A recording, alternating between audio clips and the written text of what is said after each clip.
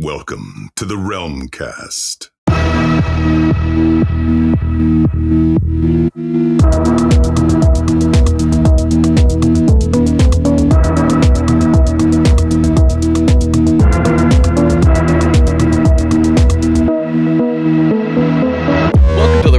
Mortal Kombat Online's official podcast, the original Mortal Kombat podcast, bringing you well-known and significant members of the Mortal Kombat community. I'm your host, the Mortal Kombat fan Tim, and with me as always is my co-host, our lore master, Yanni. Welcome, Yanni.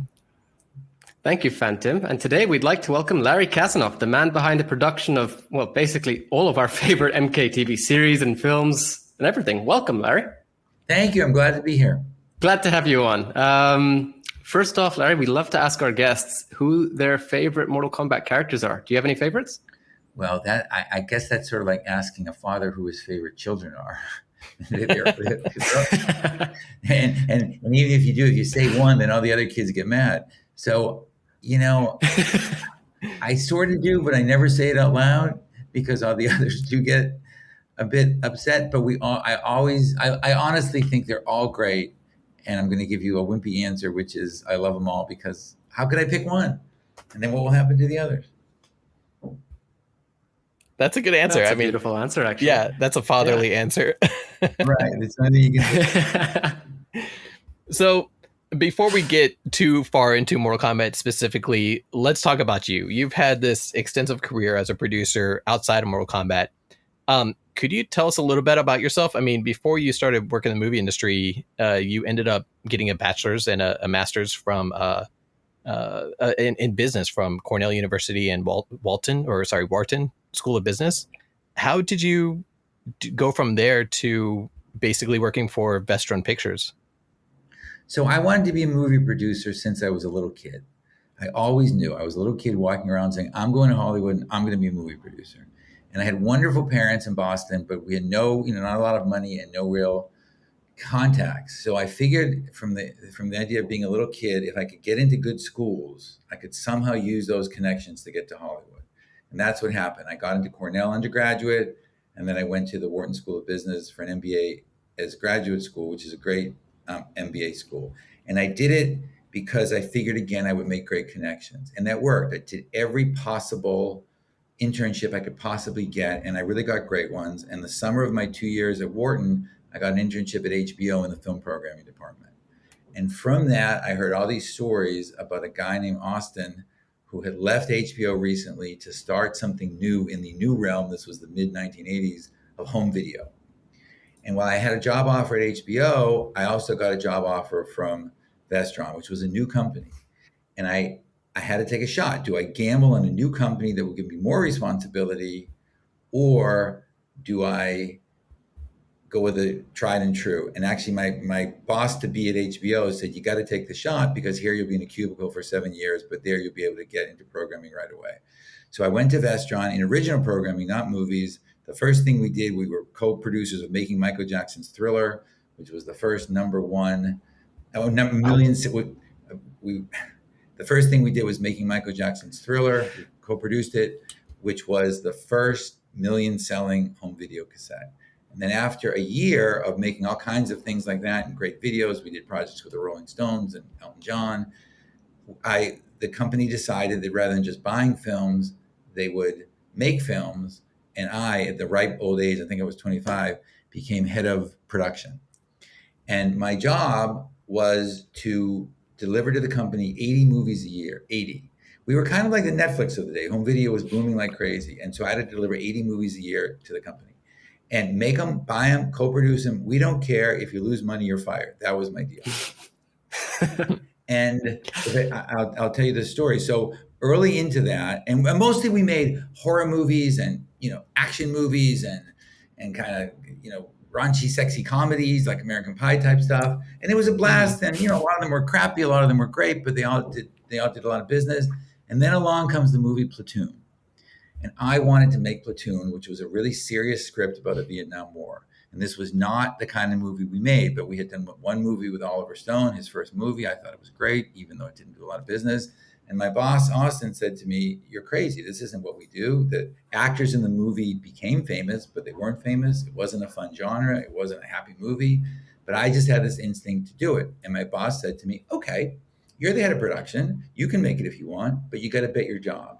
If it fails, you're fired. What do you do? And so, wow. I know. And so I'm months into the most amazing job in the world. I can't believe I have this job. And do I gamble at all? But then I thought, well, I didn't get into the movie business to play it safe. And I took the gamble. Yeah. And I saw Platoon, when I saw the final cut, it was early one morning at a film market in Italy. And I think I'm the only person in history to giggle their way through the first screening of Platoon because I thought, oh my God, I'm not getting fired. It's so good. Yeah. I'm not getting fired. In fact, it was so good that it won Best Picture that year. A few months later, I ran into Oliver in a bar in New York one night, and we had a drink, and he said, kid, I always liked you. You have a touch of the madness. And I thought, a touch of the madness? You mean like a little bit crazy? Is he calling me crazy? Am I crazy? But then it occurred to me, Austin was a little crazy to let a 25-year-old kid with no experience run an 80 picture a year film slate. I was a little crazy to bet the best job in the world on it. And Oliver, had done everything he could to say, this is the movie I'm making, come hell or high water, and he got it made. So we all had a touch of the madness. And I decided I love that phrase.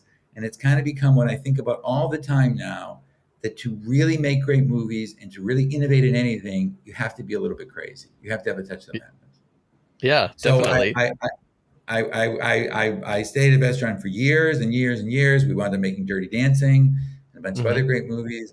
And then it was wonderful, but I wanted to make bigger movies. All of our movies were, capped out at about $10 million. And through a bunch of ways, I met Jim Cameron, and he was starting a company and he needed someone to come and run it. So I joined with him. We announced the company, and a week later, we got a green light on Terminator 2.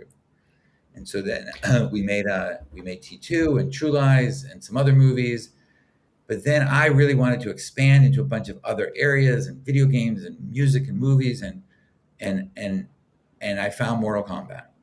And I decided to leave and start my own company. And my first project, Threshold, my company I've had for years, was Mortal Kombat.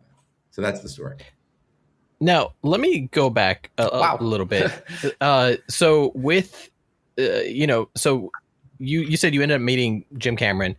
How did that relationship go? Was it just that you had done so much with Platoon and Dirty Dancing that he was like, hey, you're doing a great job. Why don't you start Lightstorm Entertainment with me? Or was it more of a friendship that you guys decided to do a co-venture? No. So I had produced a movie at Vestron called Blue Steel that Catherine Bigelow directed with Jamie Lee Curtis and Ron Silver.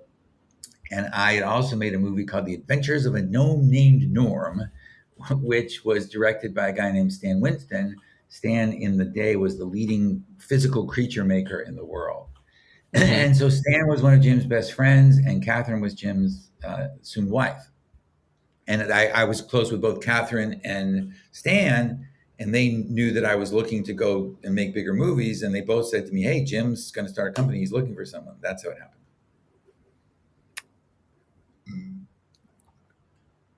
I mean, you co-founded Lightstorm Entertainment with him, as you said, and then a week later, you managed to land Terminator 2 Judgment Day. That's we didn't land. I mean, start to this new company. Jim had been working on it for quite a while. We had a great script. We were talking, but it was getting very close anyway. Okay. It wasn't like we went from 0 to 100 a week. It was already in progress. That's why I think he was looking to hire people and do stuff. No. It was more like that. All right. That makes more sense then. But were you, I mean, was this one of your main production roles, or were you just super, I'm not sure how far your involvement with Terminator 2 extended. Oh, no. So I was head of the company, and I was involved in production, marketing, finance, merchandising, everything for Terminator. I lived, ate, breathed Terminator 2 for, I think it was 14 months. From the day we started until the day it was released, and even beyond, because it became so many other things, theme park ride and toy deal. And we had this great video we did with Guns N' Roses that became the #1 video of the year. So it was a huge all-encompassing thing. It's at the time, it was the most expensive movie ever made, and it was also the most technologically advanced movie ever made. So you can't really do that as a part-time job. That's amazing to me. Yeah. The crew that went into Terminator 2, I mean, it was like lightning striking. You had like you said, Stan Winston, James Cameron, yourself, and then you guys took that studio and then you went on and did things like The Abyss and True Lies and just kind of kept blowing it out of the water and really solidified that studio in my opinion. Lightstorm Entertainment and everything they're doing now is thanks to what happened to that studio in the 90s. So I don't know about that, but thank you. But to be clear, The Abyss had already been made by the time I got there. And what we wanted to do with Lightstorm is we made a director's cut version of The Abyss. So we went back and put some stuff that Jim had always wanted to put in, but the movie had already been made and come out before I got there. It wasn't Lightstorm at the time. It was another company, yeah. The director's cut of The Abyss, like, you know, I've had friends that have watched it and they're like, it was okay. But I always like, no. Did you see the director's cut? Because they have that whole new section where it kind of shows like the humanity and that's why the aliens. Yeah. Right. That's exactly right. And that was the thing that always was supposed to come out. And I don't think made it into the theatrical version. It was the humanity. It was the aliens seeing our humanity that made them decide to give the planet a chance. Yeah. It was beautiful. Like, yeah. But so True Lies ended up being your last project with them before you went ahead and found a Threshold. Is that right? Yes. What was it? Strange Days? No, Strange Days was a little around the same time, but a little before. Okay. Yeah, the release schedules are interesting. And that's when you decided to... that's when you decided to move on and create Threshold. I found all these great properties. And so what happened with Mortal Kombat is the Terminator 2 pinball machine, an arcade game, became the most successful pinball machines and arcade games ever for the company who did it. It was called Midway at the time. And just if your audience doesn't know, arcade games are those games that actually used to have to go to a place and put the coins in and play. and I became very friendly with the company, and we were talking to them all the time about future movies. And one day they said to me, as I was thinking of going and starting this new company, because I became very interested after Terminator 2 in the whole notion that a movie can be the progenitor of a body of rights, which today is called a franchise, then it wasn't, which can be movies and video games and TV shows and animation and live tours and music and so forth. And so they told me that to tease me, they said, hey, we're testing a game in the arcades that looks like it's going to beat your record on Terminator 2. And I said, well, we can't have that. And I was in Chicago and I went anyway, and I played the game in the CEO's office, the CEO of Midway. And I turned around and I said, this is Star Wars meets Enter the Dragon. Meaning you have the basics of a Hong Kong martial arts movie with all these cool bells and whistles, which is a great idea. It's my two favorite genres. And if you give me the rights, I promise you, I will make this in every medium in the world. So it was exactly what I was looking for. Neil, the CEO, looked at me and said, piece of crap video game. He wasn't so convinced. So it took me all summer to convince him to give me the rights. But then when I did, I thought this is exactly what I'd been looking for, which is another property that we could turn into all these things. And so I left Lightstorm to, once again, touch of the madness, take a gamble and go start a new company based on a new property, because I wanted to have my own company and make something that worked for everything. And I'm proud to say all these years later, we have turned into every medium in the world. But that's how I got it. Yeah, really. As you started Threshold, you obviously demonstrated like there was some love for the martial arts. I mean, Threshold had the subsidiary Black Belt TV. But even before we jump heavily into Mortal Kombat, I'm curious about some of the projects that Threshold had. For example, Conan the Adventurer TV series and Beowulf. I mean, these were obviously more, fantasy sort of projects, which in my opinion sort of demonstrated that kind of focus on that sort of genre for the company. Well, we love the genre, but it's always interesting because it's hard sometimes for the audience to understand that usually the story behind the making of the movie usually has more drama than the actual movie. So Conan we loved and we wanted to do, but the legalities of it prevented us from ever getting very far. A great project, and we love it. We still love it, but we just couldn't. But yeah, we did try that, and we do love that genre, and we're still doing that genre. Beowulf was a crazy story where we agreed to make the movie because Christopher Lambert's a great friend of ours, and we like him and believed in him, and he starred in the movie. But also because we wanted to now start a subsidiary to make our own animation. We realized with Mortal Kombat, which was about to be animation and other things, we wanted to control it, but we had never done it before. So we needed a break. So we made this very creative deal on Beowulf, trading a lot of fees and stuff if we could be the CGI animated company, just so we could get a credit and just so we could try something. So we really made it for a very practical reason, as much as we liked it, because when the movie started, the company that was financing it went into Chapter 11. And so we wound up having, like 20% of the money we were supposed to have to make the movie, but we were contractually obligated to finish. And we did have the money we were supposed to get for our part of it. So we really sort of did the best we could with the movie, which, it's not the best thing in the world, but what could we do given the circumstances? But it did launch our animation company. And soon after that, we got a deal with IBM, and then IBM became a huge partner, or not partner, but supporter of ours and benefactor of ours. And so for the reason we had behind the scenes, Beowulf worked. As a movie, not my best, but we tried. It was interesting when Beowulf came out. A lot of people, heard about it and saw it. And of course, it's the 90s. It's not like today where we can go on YouTube and look up trailers and stuff. But a lot of people were surprised to see that it was completely a CG movie, myself included. I did not expect that. No. I get it. There were two Beowulfs. That wasn't our Beowulf. Okay. Okay. I got him confused. Was Robert Zemeckis' Beowulf, which was a CG movie. Our movie was a live action movie with a lot of effects, with people, Christopher Lambert, Rona Mitra, and shot in Romania at a studio that when we showed up and we said, well, where are the sets? They showed us guys in a field with some shovels, and they said, well, they haven't laid the foundation for the building yet. So it was a crazy time, but no. So our movie was a live action movie. And then there was also the CGI Beowulf, which was not our movie. Beowulf is a very famous old English poem. Right. So yeah, okay. That makes more sense than there's like too many Beowulfs coming out at that time.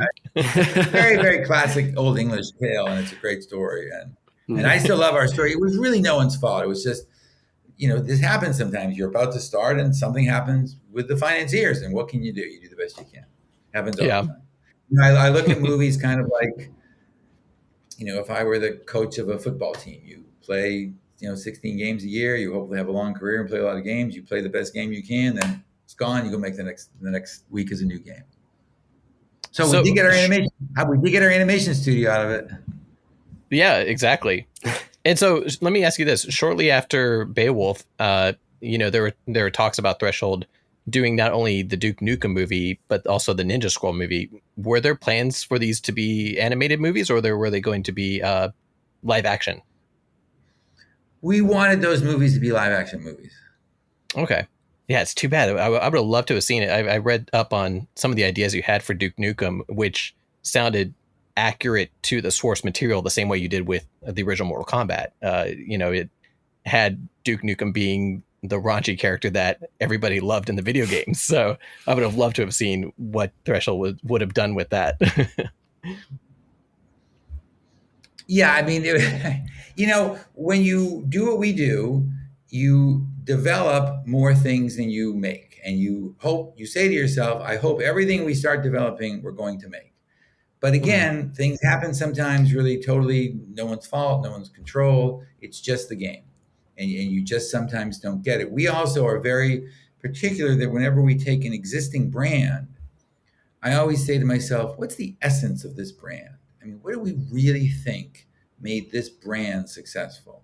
And if you nail that as a filmmaker and you infuse that in your movie, I think then you can infuse it in lots of other things. So for example, if you think of a brand as a pyramid, if you think of Mortal Kombat when I got it as a pyramid, the top of the pyramid is not the video game. It's one down. The top of the pyramid is the essence, in my opinion, that somehow got infused into that video game, which caused that video game to be successful. So I always thought, in my mind, that with Mortal Kombat, the top of the pyramid was empowerment.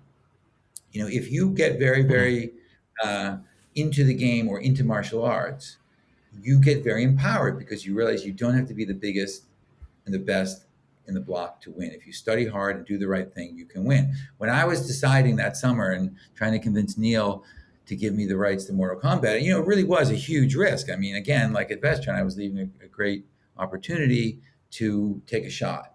And I was playing in an arcade, again, a place where you go, where there are games you put quarters in. And I was wandering around watching people play the Mortal Kombat arcade game, trying to decide what to do. And a little 11-year-old kid slapped a quarter down on the arcade game. And he looked up to me and said, "I challenge you to Mortal Kombat."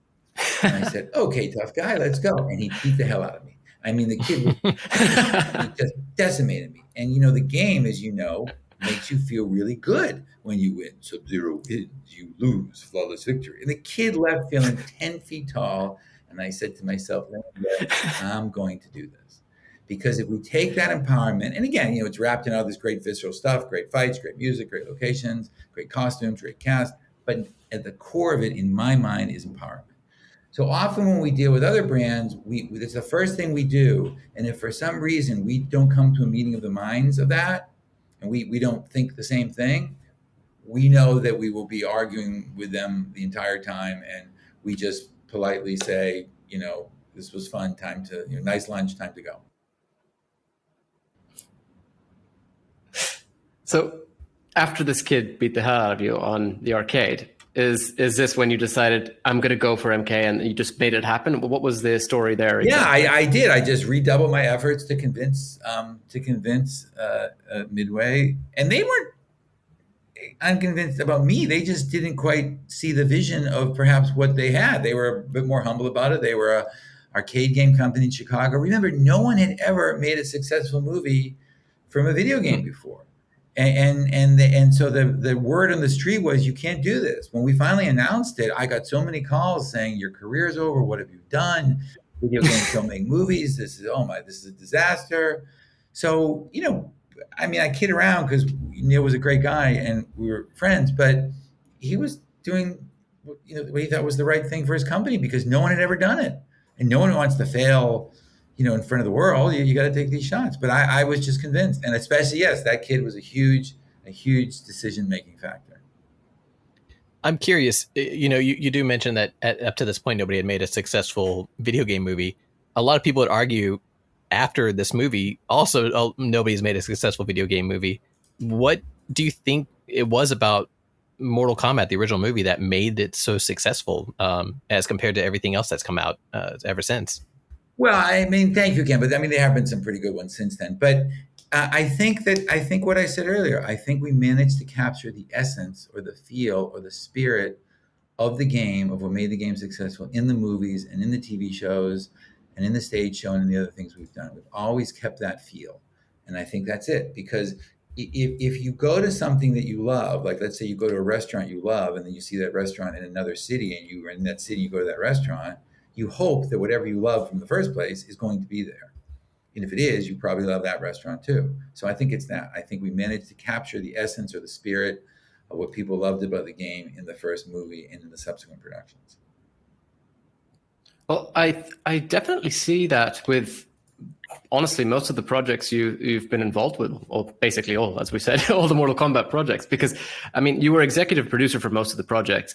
And I like this pyramid sort of example you're giving us, because that essence is something that we as fans love to see from the people in charge of bringing Mortal Kombat to life in whatever medium it is. And we actually spoke about this with Sean, Catherine, and Derek when we were talking about Mortal Kombat Conquest. And to me, Mortal Kombat Conquest, Mortal Kombat 1995 clearly showed that essence. Yes, it might have done things slightly differently from the games, but it was still an accurate representation and got that essence out there.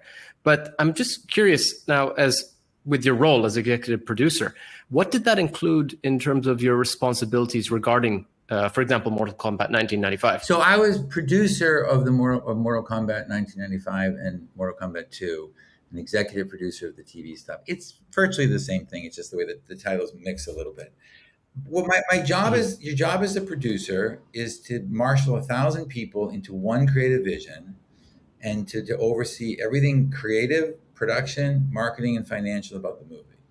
To use the analogy of a real estate developer, you are the developer. You are the person who says we're going to build a skyscraper and a shopping mall there, and here's how we're going to build it, and here's the architect, and here are the tenants, and here's how we're going to market it, and here's the money, and here's what it's going to look like, and here's how we're going to run it. So that's what you do. And so for Mortal Kombat, when we started and we say, okay, we now have that essence, there wasn't really much of a story behind Mortal Kombat. So the first thing we had to do was write a backstory that we in our minds said, this is the story from which the game came, even though that wasn't really what happened. But we had to do that. And then you have to look and say, well, what's really important? And we decided that the tagline of the first Mortal Kombat was nothing in the world has prepared you for this. And we thought to do that, we have to make sure we're accurate. Nothing in the world has prepared you for this. So the locations were chosen, we went all over the world in those movies to show the audience things that hadn't been seen. In the second movie, we shot in Petra, for example, and we shot all over Thailand. And we always found looks and feels that I thought were authentic to the game, but that you hadn't really seen before. And the other thing that was incredibly important and still is to me on the movies are the martial arts. I'm a huge stickler for the following in martial arts fights. My rule of thumb is you haven't seen it, but you see it. Meaning it's a move you haven't seen before, but you actually see a human being do the move, not a bunch of cut up hands and fists and then someone's on their feet. So if Liu Kang, Robin, is going to run and jump on Reptile's shoulders in the first movie and then flip him over backwards, Reptile was Keith, he does it. We find a guy who can do it and we shoot it. So you see it. And the audience doesn't say to themselves, interesting, they didn't edit it out the way that this movie did. But deep down, there's an authenticity to it because it's correct. And so we often have, I do, and a lot of people don't do this, we have a fight unit, a second unit shooting the entire time on my productions concurrently. And we would fly in someone for one kick because if they can do it better than anyone else in the world, we get them. And that's how we keep the authenticity there. I'm sure you know this, but after we did the first movie, we test screened it. And when you test screen movies, it's something, it's a crazy experience because sometimes everyone says something different. Sometimes you're not sure. In this case, 99% of the audience said, love the movie, need more fights. So to New Line's credit, we went back to them. We proposed 2 additional fights, which I think were the best 2 fights in the movie, which were the one I just mentioned, Reptile and Liu Kang and Johnny Cage, Scorpion. It cost millions and millions of dollars. And the studio said yes. Again, huge kudos to them for, again, taking that shot. And we did it and we added it. But boy, those fights take days and days and days to shoot. And I'm telling you, if you saw it, someone did it. So you as the audience, again, empowerment, think, well, I could do that. And you're right. If you study long enough, you could do that. Those ended up being some of the fan favorite fights in the movie too. So I'm glad they ended up making it into the movie because they're great. You just got to. Movies are dynamic. You just have to keep going and going and going until you get it right. And we're so proud of those fights. We're so proud of the movie. But yeah, so we try the large answer to your question is because once you commit to the notion of here's the focus, here's the essence, here's the spirit of the movie, you then have to do it, and that does cause arguments with certain people. No, it's not easy. We were the first in the second Mortal Kombat movie when we shot in Petra. We were the first crew ever to go into Jordan with a mixed Israeli, Jordanian, British, American crew. No one had ever done it before. And CNN came to cover it because there's a lot of unrest in the area. And I'll tell you this story that happened. So our first day in Jordan with a mixed crew, we're in some little shop. And, we have Americans, British, Israelis, and Jordanians, all about to work together. And our guide was an Israeli woman named Etty, and she was talking to the shopkeeper in some language, I don't know what language. And they switched to English. And he said, so where are you from? And she said, Tel Aviv. And everyone kind of tensed, and the shopkeeper kind of tensed. And she said, where are you from? And he said, Baghdad. And this was a time when there was a lot of stuff going on in Iraq. And she tensed. And then you saw everyone look like, who's next to me? And then two of them said, we're supposed to be enemies. And then it really got, you start to see guys kind of make fists with their hands at their sides. And it was this really tense moment. And at the same time, our guide and the shopkeeper said, politicians. And they hugged and everyone applauded and everyone got, oh, and that's, how we do movies. But I still had to convince a studio to let me do that, and I still had to convince myself. I remember sitting in London the night before we left, watching CNN, thinking, "Am I doing the right thing here?"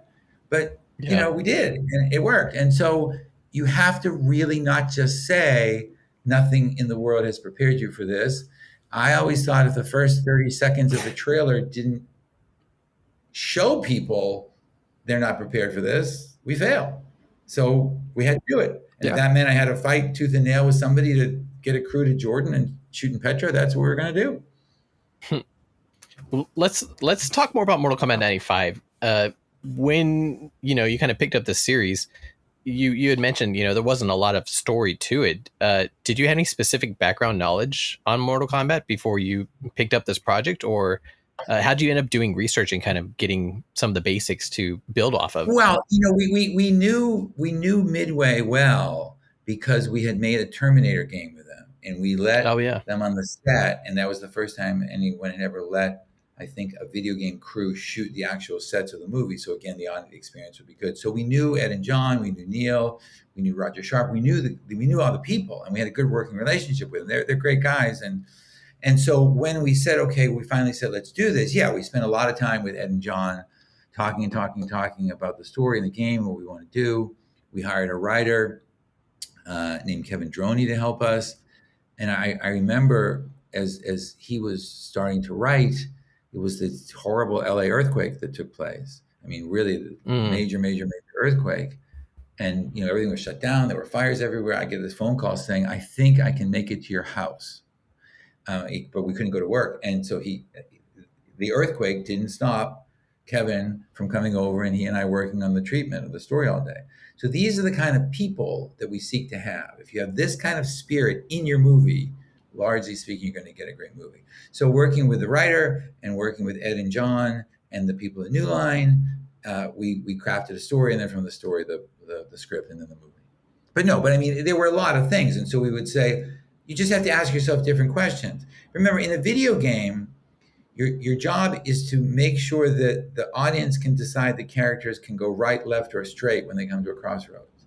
In a movie, you have to make a choice. It's a little different. In a movie, you have to choose for the characters. In a video game, you have to let the audience choose anyway. So it's a different mindset. So we'd have to decide, well, if we're going to have Raiden go straight at the crossroads, why would he do that? Who's the character? What's the backstory? And that's how you fill it in. So then, if with that in mind, I mean, you didn't have a set story ahead of time. You, as we said, you had like a very basic sort of story that was provided by the games, but then you had to take it in your own direction with the whole team that you put together. So what sort of inspiration was there for the movie and the characters themselves then? Well, a lot of Mortal Kombat, and John will tell you, comes from Asian myths and legends and stories. Coincidentally, purely coincidentally, I'm a huge collector of old Asian art and antiques. I'm fascinated by Asian cultures. I've been a lot, so I know a bit about that too, and I'm fascinated by it. So the basic inspiration did come from old Asian myths and legends and writings and gods and things like that. So it is infused in that. So it isn't a coincidence that, for example, we chose Thailand and Ayutthaya, the old capital of Thailand, to shoot in as opposed to Baltimore, because it was infused with that kind of essence. When you were picking out, you kind of briefly touched on this a little bit previously, when you were picking out different cast members to come in that would, as you said, somebody who could do the specific set of moves, you would bring them in to do it. What was your casting process like? I mean, we've spoken before with a few of the casts on some of your projects, but what was it like from your point of view? We've heard crazy stories like Chris Casamassa jumping over people and stuff like that. But what was it like bringing these different martial artists in and seeing what they can do and seeing if they fit these roles that you had imagined? Well, so there's two types. So when you make a martial arts movie, you usually wind up with a question: do we try and teach actors to fight or fighters to act? And what do you do? And there's not really a right or wrong to it, to tell you the truth. And in some cases, the fighters are just going to fight because they will be stunt guys, they will be stunt people and doubles. But in some cases, like, you want them to be able to do both, and that's obviously ideal. So we just scoured the world looking for the people who we thought in our mind would play the character. So you think to yourself, who should play this character? And you envision it. And then you try and see if a person comes in who goes, oh my God, that's what's in my head. That's what I was thinking. With the fighters, yeah, we had amazing fighters. Now Chris, we were introduced to by a legendary trainer who wound up training everyone for Mortal Kombat named Steve Fisher. So Steve Fisher is like, he's passed away unfortunately, but Steve Fisher was like the real life Rocky trainer. And he in his day in LA was a hugely successful karate guy, a million wins and trophies everywhere. You know, his motto was, it's mind over matter. I don't mind and you don't matter. And he was a tough trainer, but a great guy with a heart of gold, place in the hood.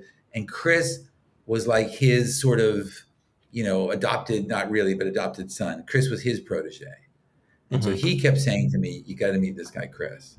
And then as soon as we met Chris, we just really hit it off and been friends ever since. But here's, I don't know if Chris told you the story because he's very humble, but we had some little event as we were getting people closer to Mortal Kombat. And someone was there talking a lot of, you know, crap about what a great fighter he is. And really great fighters don't talk about what great fighters they are. Good fighters. Great. Yeah. And so as this guy is talking, I could kill you, I could do this, I could do that. He's talking to Chris, who could kill the guy in 15 seconds. And I overheard it. And they didn't know I overheard it. And Chris didn't say a word. Yes. And I thought, okay, that humbleness, he did not feel he had to say, let me tell you who I am. Then and there, we were already using it, but I thought this guy, this is the real deal. Chris is a real master. This is the real deal. And we did really look for that. We got the best people from all over the world. And it was a blast. But we were always trying to find extreme people, extremely funny. It was very important to us that the women in all the Mortal Kombats are both, you know, we wanted to be both very feminine and attractive, but also very strong. We have a rule that I had a rule that the women were at least as smart and at least as strong, if not smarter and stronger than the men. But that did not mean they could not also be beautiful. I mean, why a lot of times in action movies, women seem to feel compelled to mitigate their beauty if they're going to be tough. I disagree with that. I think, you know, being a fighter as a woman is incredibly strong and sexy. So we look for people like that. I mean, I remember, you know, Kristana Loken, who was in the TV series, and we gave a lot of early model shots. We still do that. But I had this wonderful, crazy dog then who jumped on everyone and liked to play and fight. And she bent down to tie her shoe, Kristana, and the dog came up to her, put his feet on her kind of knee, and just put his nose and his eyes and his teeth, like literally maybe a quarter of an inch from her face. And most people would spook a little bit when Kylie did that, the dog. She just stared at him for the entire time. She didn't move. And the dog just wound up licking her like crazy. And I thought, okay, she's got that look. That's what you want. You want that eye of the tiger. You want the audience to believe that no matter what these characters are, they're funny, they're beautiful, they're strong, they could kill you. The whole point, Mortal Kombat people really get killed. And so you want that, what we call that eye of the tiger. And she had it. And so sometimes we found it in a match we saw people at. Sometimes we found it in in a dog. There was Steve would show us, would bring fighters. We'd go to fights. I went to fights all over the world and to find people like that. It was great. It was a blast. That approach you had to the female characters is actually something that we've spoken about quite often when it comes to Mortal Kombat. We've always said, because Mortal Kombat's always had really, I mean, the whole revealing outfits and stuff as well, both for men and women, different species, et cetera, within the series. And one of the recent sort of developments seems to be that, I mean, within the fandom rather than the games themselves, it's just that the women can't be, for example, like with basic sort of stereotypical feminine kind of looks to them, but also be these amazing fighters. And the way you've put it is exactly how I've always considered the female characters of Mortal Kombat to be. They can look amazing, they can fight amazing, they're extremely cunning. You know, it's something that really shines through in all the portrayals throughout Mortal Kombat 95, 97, Conquest, etc. And hearing that story about Kristanna Loken is actually a very cool one to hear as well. Yeah, that's really it. You really look for that. You know, we still do that in other movies. We have that notion, if it's an action movie with everyone, male, female, whatever, we ask ourselves, okay, they're great, they're this or that. Do you think they could kill you? Do they have that look in their eye? You know, like if you look at a wolf or a tiger, when they stand up and look at their prey, do they have that look? You know, one of the things we found, we've given a lot of models their first shot in our movie, and one of the things we found is sometimes that, you know, real working models who travel around the world, they get this incredible kind of self-confidence and self-reliance. They're on catwalks. They're always staring at the audience. They're always looking. There's a little bit of an off-puttedness to their performance on a catwalk. That actually turns out really well. Those are great skills for fighters. If you think about it, really, they transform. Yeah, they transform really, really well. And so we've done it a million times. Like that stone cold look that you get when you're going down the catwalk. You know, it's just that's exactly right. Yeah, and that's a stone cold killer right there, and she's walking towards you. Yeah, that's exactly right. Do you have any other good stories about some of the castings that you had for some of these characters? Like, what would you think your best casting experience was during the Mortal Kombat process? Well, let's see. What's that best story? I'm trying to think what I can say. So,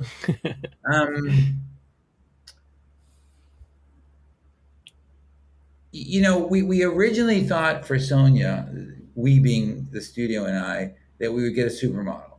So, you know, I ran around for a while, you know, meeting Cindy Crawford and that whole realm of 90s supermodels who were all wonderful. And most of them wanted to do it, but the time commitment, given what they have to do in their other life, was too much. So we tried that. It was a fun experience, and the people we got wound up being great anyway. Or the casting experience. I mean, you know,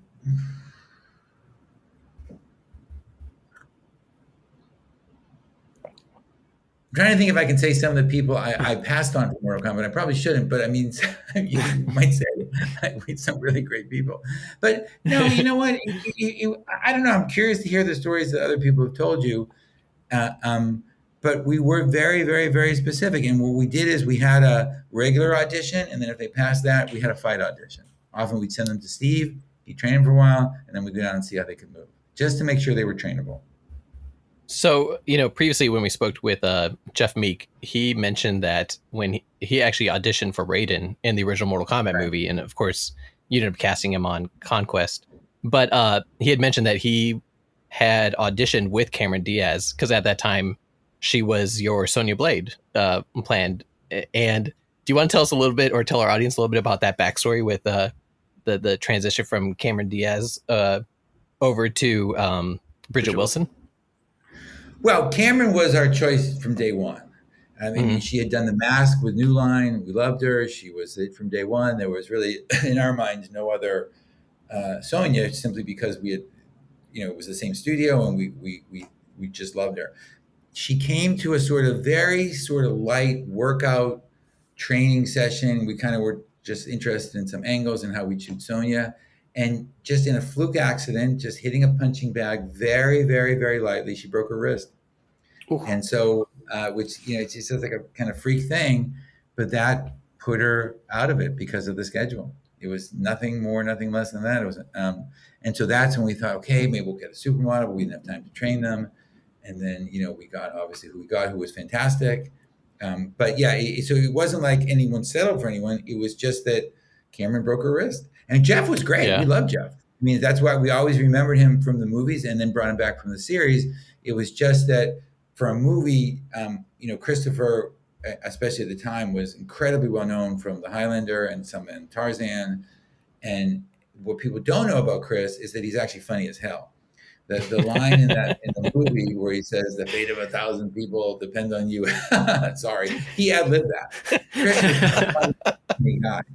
And so we wanted Raiden to be a fun guy. You know, all these protectors of the realms of Earth you see in other movies, these gods, they're always so serious. But we wanted him, in our backstory, one of the reasons why Raiden was the protector of the realm on Earth and why he worked for it so hard was because he did love this place. Mm-hmm. It's like getting an assignment in a foreign country and falling in love with the country.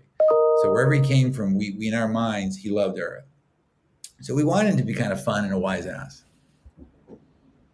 You know, it's interesting they bring up Christopher Lambert, because when he was cast for the role, there was a lot of controversy within the community, because up to this point, a lot of the players had imagined Raiden as being Asian descent. But of course, Christopher Lambert came in and knocked it out of the park, and he ended up setting the bar for Raiden for all the future series of Mortal Kombat. So I love hearing kind of how his personality shone through. And we talked to Jeff about this previously. Like, he ended up doing his own version of Lambert's Raiden and knocking out of the park also, and kind of adding to that personality.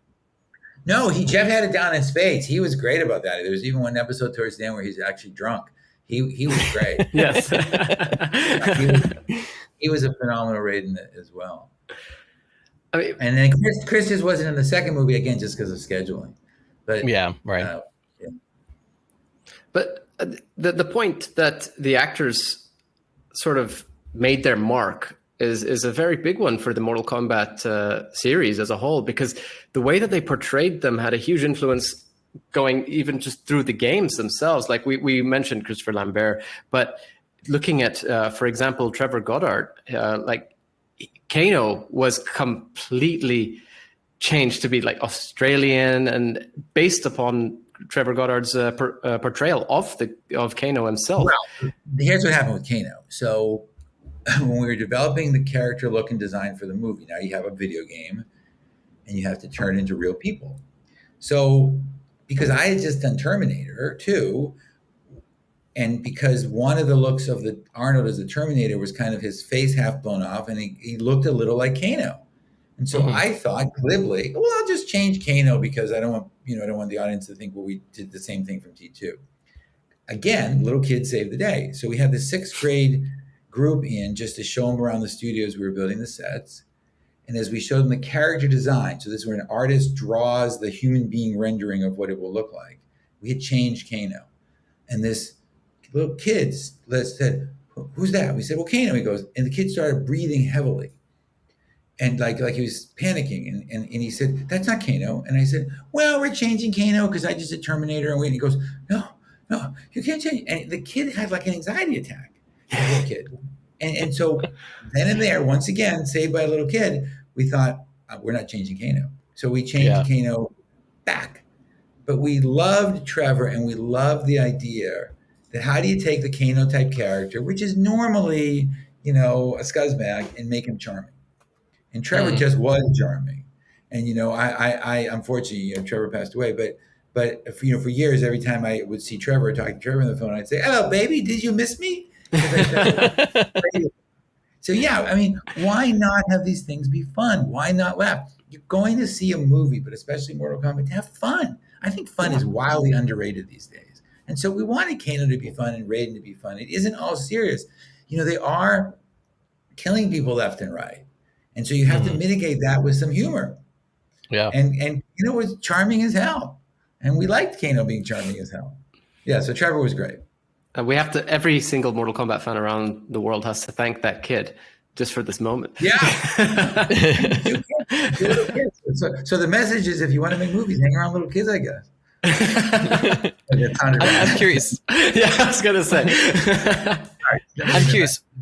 Was your Kano, the direction that you're going for back then, before this kid kind of persuaded you otherwise, was it similar to what they ended up doing with the 2021 Kano? No, it really had, it really had to do with the fact that T2 was so successful, and that look of Arnold as the Terminator, with biological skin over a Terminator skeleton. And for part of the movie, half of, one side of his face is sort of blown off, and he's got the metal exposed. It really was, and it wasn't because I did Terminator 2. It was just because I thought the audience that didn't know the game would think it was be a ripoff or something. And Gotcha. you Yeah. have to understand, if you're going to make a movie now of a game, you have to say to yourself, if you're a huge fan of the game, you have to love the movie. But if you've never heard of the game, you should also love the movie. Mm-hmm. Yeah. But as it turned out, the kid prevailed, and no one even noticed, and no one even said. And he was a big personality, so I think he more overcame his look. Yeah. Yeah. Was there, I mean, prior obviously to the news regarding Trevor Goddard, was there any plan to maybe bring him back in for Annihilation or like Kano in general? It's a really good question, and you really have a tough time when you're making sequels because the audience misses and wants what they just had. But if you give them what they just had, it's boring. If you change it too much, it's a risk.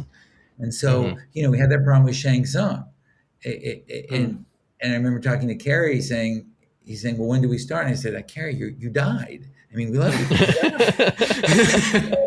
And so our decision, rightly or wrongly, was we want there to be stakes in this. When people die, we want the audience to think they're gone and to feel bad and they have an emotional roller coaster. Otherwise, future movies, if someone gets killed, the audience will say, it's no big deal, they're coming back, and they'll stop caring.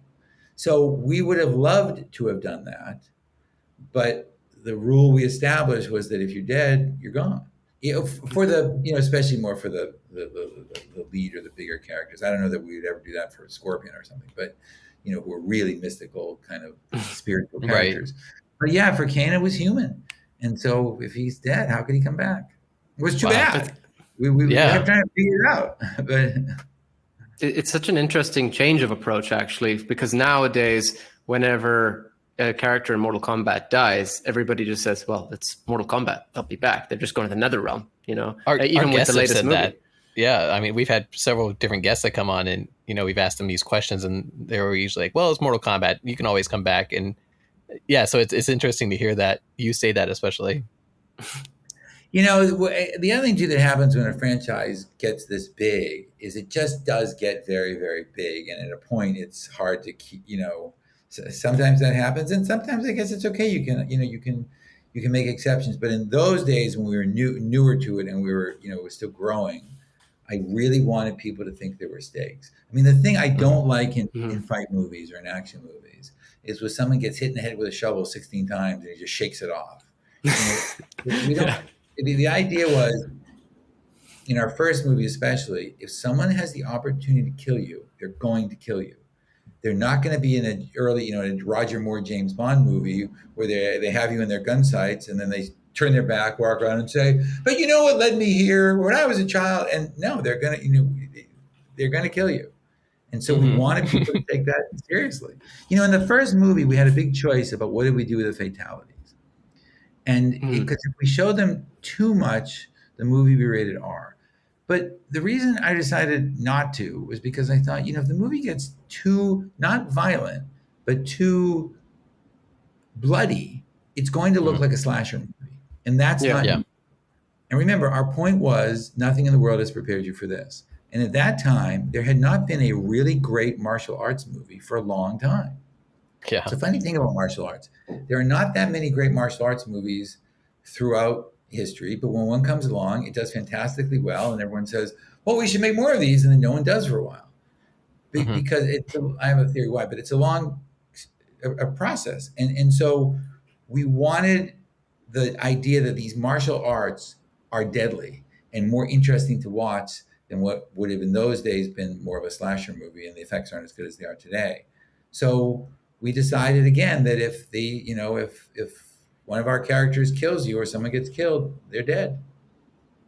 I'm curious as to your theory, because one of the things that many Mortal Kombat fans have been saying for a very long time is that when a new Mortal Kombat movie or any Mortal Kombat content comes out, is we want a heavy focus on martial arts because that's, such a focal point for the series itself. And to the point where prior to MK 2021 releasing, Phantom and I were talking on the Realm Kast saying how we were happy to hear that certain actors who were known for stunts were getting major roles. So what is your theory on martial arts movies not doing so well? No, they do well. They always do well. It's hard to get them made. And the reason for that is twofold, is that one, usually the fans of them are not necessarily the same demographic of people at studios who finance them.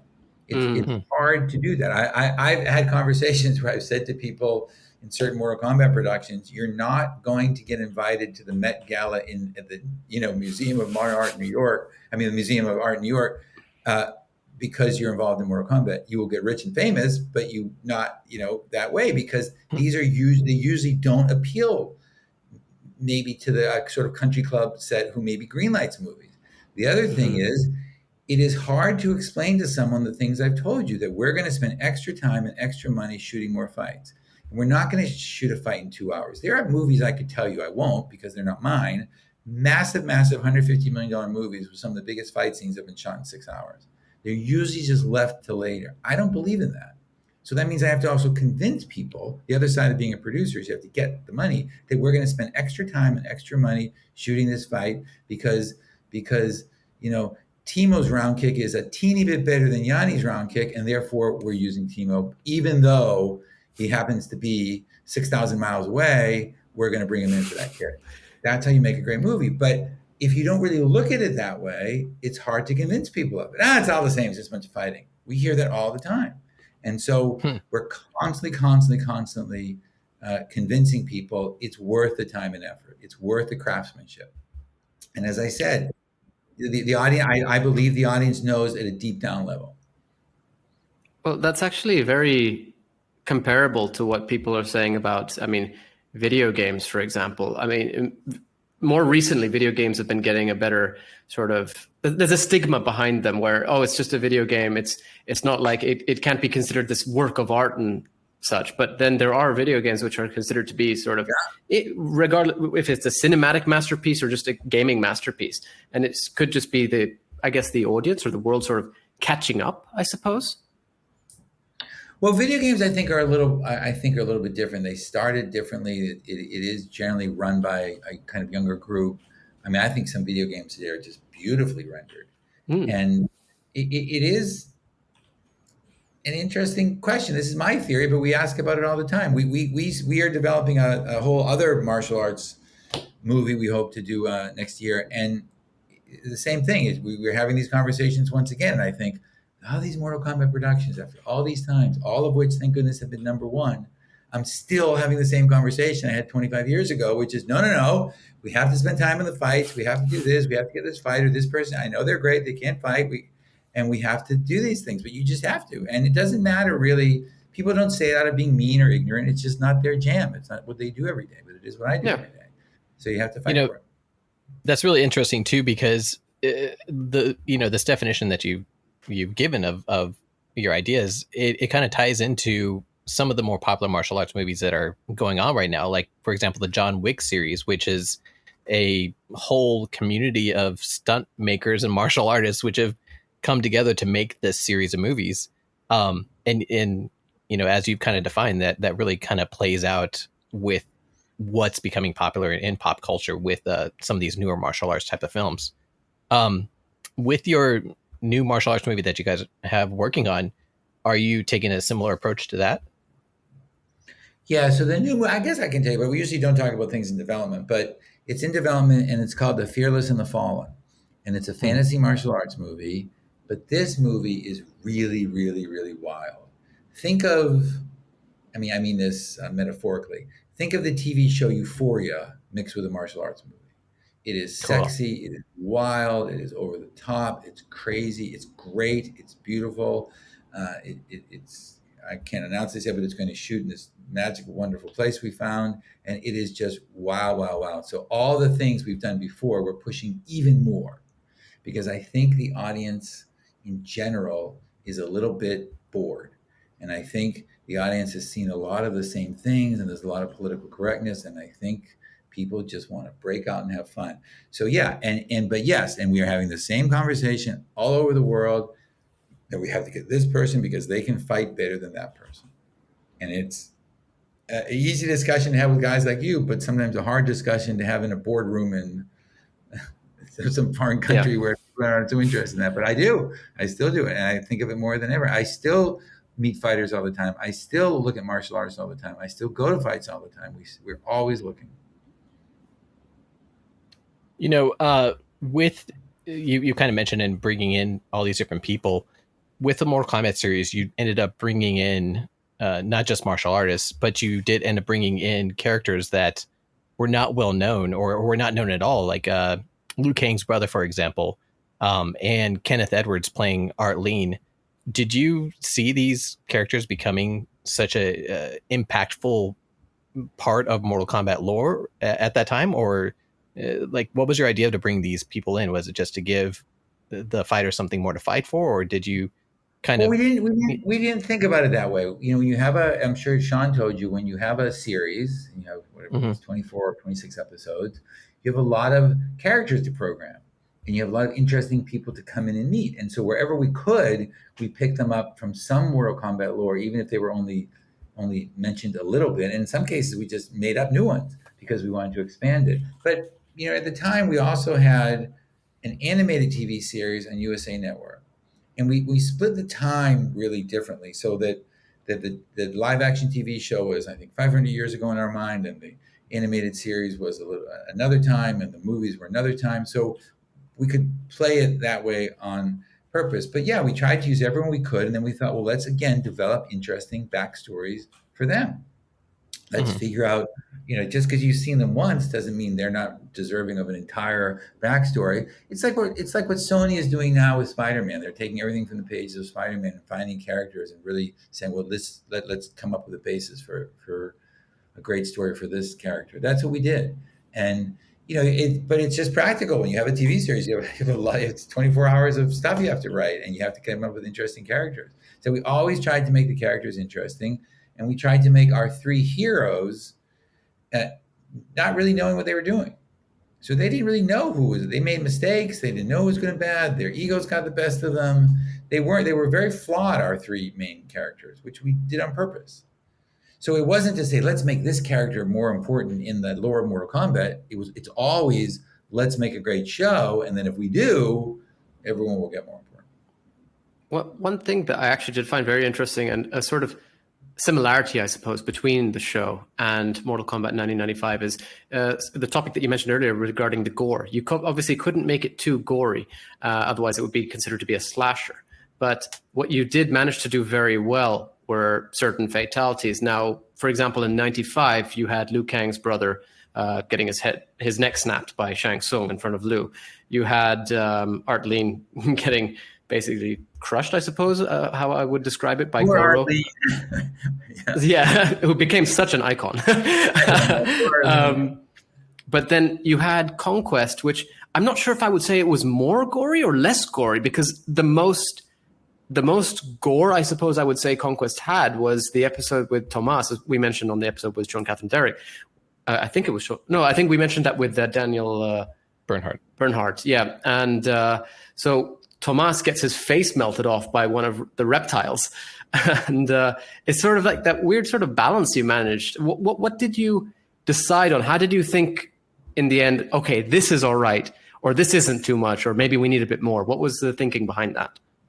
We're just trying to do new and different, and we're trying to keep to the idea of empowerment. And I think that it is hard sometimes on a movie screen to out-affect somebody else in terms of things like a face melting off. I mean, the character's face melted off at the end of the first, I love Indiana Jones, the end of the first Indiana Jones. You can see these things other places. But what we thought we were doing differently, and I still stand by that, is we were showing really better martial artists than anyone else at the time. What we did on that series, and you have to give all these credit to these wonderful martial arts like J.J. Perry and Chris and Kasanoff and Daniel and others, we had 3 martial arts fights per episode. That means we had an entire fight unit shooting the entire time. There were 2 units shooting concurrently the entire time. So we had to write, design, choreograph, and shoot 3 fight scenes in every episode. That's a lot. And they were great fight scenes. And how do you do it? You get fighters who can really do it. So I think to our audience, if we were saying, well, what do we want to see in these next 2 minutes? An effect which is cool, but we've seen it before, or a fight move you've never seen. There was a guy who we used in the series named we used to call him Master Kimball Sullivan, and he was from Brazil. And he was the best capoeira guy, Brazilian martial arts, I've ever seen. The guy was unbelievable. I mean, you could say hello and he could do 16 moves and be behind you by the time you got from hello. And so to show people like that and these fighters, we thought that was much more unusual and rare on TV than to show some of the gore. That was why. Yeah. I mean, I think that worked out very well for Conquest. I've said this on past episodes. I absolutely loved Mortal Kombat Conquest, and a huge part of that was down to the fact that the combat got so much focus rather than just special effects at all times. But one thing that I did find very interesting, again, a comparison between Mortal Kombat Conquest and Mortal Kombat 1995, was how the characters themselves had this influence on the later series. So, for example, now everybody, well, actually, since even the 3D era of Mortal Kombat, people have been asking to see the characters from Mortal Kombat Conquest. We want to see Zero. We want to see Taja. We finally saw, in some aspect, the great Kung Lao, because these shows and these movies had such an influence. Now, for example, Talisa Soto. Talisa Soto was such a good casting for the Mortal Kombat world, because now, or at least as of the movie itself, many fans considered Kitana to be Latina rather than Asian, and it's so interesting to see that, because now Kitana has gone through such certain variations, such as initially being, I mean, for example, myself and many fans thought initially, oh, she seems to be Persian or something, or even Greek or something, based on the mythology that Mortal Kombat was taken from in certain aspects, but then also Asian, as we've seen in the latest game in Mortal Kombat 11. But Talisa Soto really had such an influential sort of impact, I suppose, on the Mortal Kombat fandom, and you see that throughout the different mediums of Mortal Kombat. You know, after the first movie, I forget the magazine, but some magazine wrote this wonderful article sort of giving us, not an award, but kudos for all the inclusive casting we did. And I really felt funny about it, because it'd be very disingenuous of me to say we did inclusive casting. No, we cast the best people we could find, regardless of all that stuff. We just cast great people. And if you just cast great people, you will wind up being incredibly inclusive, because when you open the world to everybody, the world's a big place. So we didn't really plan it like you might today. We have to make sure we do this and that. We just planned for great people who had a look that we believed was the essence of the character. And it is hard to, and we did want you to say, well, half of these people aren't from Earth. So you want the audience to say, wait a minute, you don't want it to go, I get it. This guy's from, like imagine if Talisa's character was, had a Bronx accent and was chewing bubblegum all the time. You're not going to believe she's who she is. So I always believe if you just cast great people, you will have an incredibly inclusive and diverse cast. I believe diversity is not just race. I believe it's age and race and gender and socioeconomic background and where you grew up and education. And if you look at the world that way, boy, is it fun, because you use into your movie all these great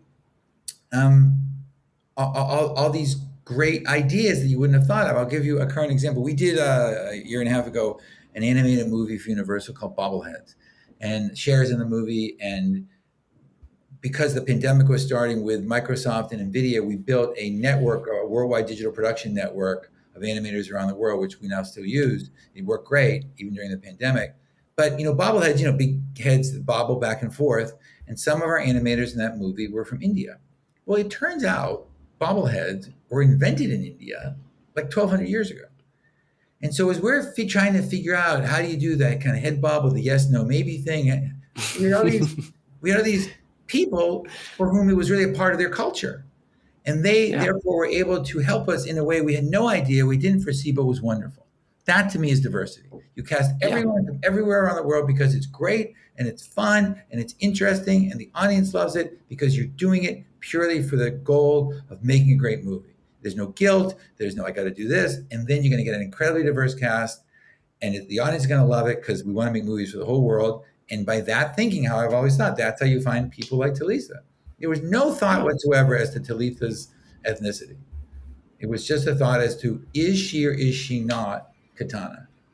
And then you wind up with someone who happens to be, I would have a diverse background. Yeah. You know, those characters that you ended up, or the actors that you ended up hiring for these characters, as we've mentioned, they're iconic. Like Kari Hiroyuki Tagawa, I mean, is Shang Tsung, and he's been Shang Tsung in almost every rendition of Mortal Kombat since the movie. I'm curious, did you see that Carrie Linden and Bridget Wilson end up reprising their roles in the video game for Mortal Kombat 11? Christopher Lambert too. Yeah, that's right. So, did they reprise their roles in the video game? Yeah, they ended up doing facial reconstruction and using their voice talent for the Mortal Kombat 11 video game. You that would happen. I mean, what? Oh, sorry. Did you had you seen that they had ended up being in the games again, or being in the games? What we always tried to do, and one of my jobs, it was always been to try and unite everybody. So, for example, when Mortal Kombat was starting, we see now we're going to have in short succession a movie, a TV series, an animated TV series, another movie, a soundtrack album, another soundtrack album. I mean, a live tour. Remember the day that Mortal Kombat came out in theaters and broke records, I didn't even celebrate. I got on a plane that Sunday, flew to upstate New York to start rehearsing the Radio City Music Hall live show. It was so many things at once. And wherever I could get everyone together, so the marketing was crossed out and the people were crossed out. And can we put, I would say to Ed and John all the time, can we put this person in the game? Or do you have someone from the game? Can we put in the movie? We wanted to do it as much as possible. And to the extent that sometimes it would happen just because everyone got used to doing it without me, doing it at once, like the spark had caught fire. We love that. Mm-hmm. That's great. I want everyone everywhere because, we work for the audience and that's what we do this for. And so we want the audience to get a consistency of entertainment that makes sense for them. So if they get to believe that someone's iconic and this person is the character, yeah, they should see that face everywhere. But it is a lot of people, and you hope everyone participates, and people have largely been great. That's just a smart way to run a franchise. They're still doing it. I mean, a lot of these guys are still going to comic conventions every weekend. They're still doing it. It's great. Oh, I love it. Yeah. I want to talk a little bit about the live tour, but before I jump into that, Mortal Kombat, the original movie, was basically filmed entirely in Thailand. What was your decision to end up shooting there? And did you guys run into any production issues while you were shooting there? Because myself and Yanni have spent a lot of time in Thailand, and we know, some of the difficulties of being in that country. Did you guys have any issues while you were there? Well, the first movie was shot, the stages, the interiors were all done in Los Angeles and the exteriors were all done in Thailand. Okay. No, the Thai people, and we shot the second movie there too, the Thai people were absolutely fantastic. It is one of my favorite countries in the world. I cannot recommend it enough to shoot, to go, to whatever. Mm-hmm. Why there? Because we went all over the world scouting. Mm-hmm. We wanted to see something that we felt evoked the look, but you'd never really seen before. Again, nothing in the world has prepared you for this. So Ayutthaya, and where we shot those, we used to call them the upside down ice cream cones, which is a terribly callous way of referring to their temples, but had really been seen before in a Western movie. And the islands in the south, Krabi, oh my, just stunning. And the rubber plantation we shot in. So it just looked like, again, what we wanted to shoot and what we envisioned, and nothing in the world has prepared you for this. But I cannot emphasize to you enough how wonderful the Thai people were. And even all these years later, when we get together with some of the crew from the first movie, everyone still talks about Thailand. I've been many times since. I wish I had some crazy bad story, but I only have crazy good stories. We're glad you don't. Thailand is they were just wonderful. And we felt like we were, honorary Thai people. They gave me a Thai name and they were just absolutely great. Well, I have to ask now, what is your Thai name? Well, it means It means it sounds. Mine's elephant. If it makes you feel better. It means one who leads others or something like that. But you know, I will tell you one thing. You know, where we stayed in Krabi was on a little island. So you need to flag down a kind of little teak longboat to get there. There was no other way to get there to your actual room. And so I remember coming home one night from shooting, and you flag down a little boat. You're wearing shorts and a t-shirt, and you're coming home. And I remember thinking, and you drop off the boat and you walk through the water to get to your little bungalow. And I remember thinking, this is amazing. Wouldn't it be great if I could go to work like this? And then I thought, hey, wait a minute, I am going to work like this.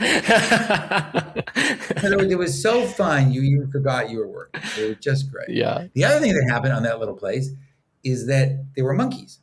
And the monkeys lived in the trees around, and everyone got a little bungalow. And the monkeys didn't like Lyndon Ashby. So for some reason, and he was a couple of times, and I said, "What do you do? You got like no commute. It's like 3 minutes in the boat." And he said, "I'm telling you, the monkeys are throwing coconuts at me." And it turned out they were. We don't know why. The monkeys just didn't like him and surrounded his little place, and they were tossing coconuts at him. Oh my gosh. The monkeys didn't like him. This is the first I've ever heard of this. But it was, oh my God, it was just great. And we did something unusual. You know, most movies shoot exteriors first, then go interiors. We did the opposite. And we did that because then the entire crew was now in Thailand with a free ticket home. So almost everyone, including me, went on vacation afterwards. Yeah. That's great. That sounds like a blast. That's amazing.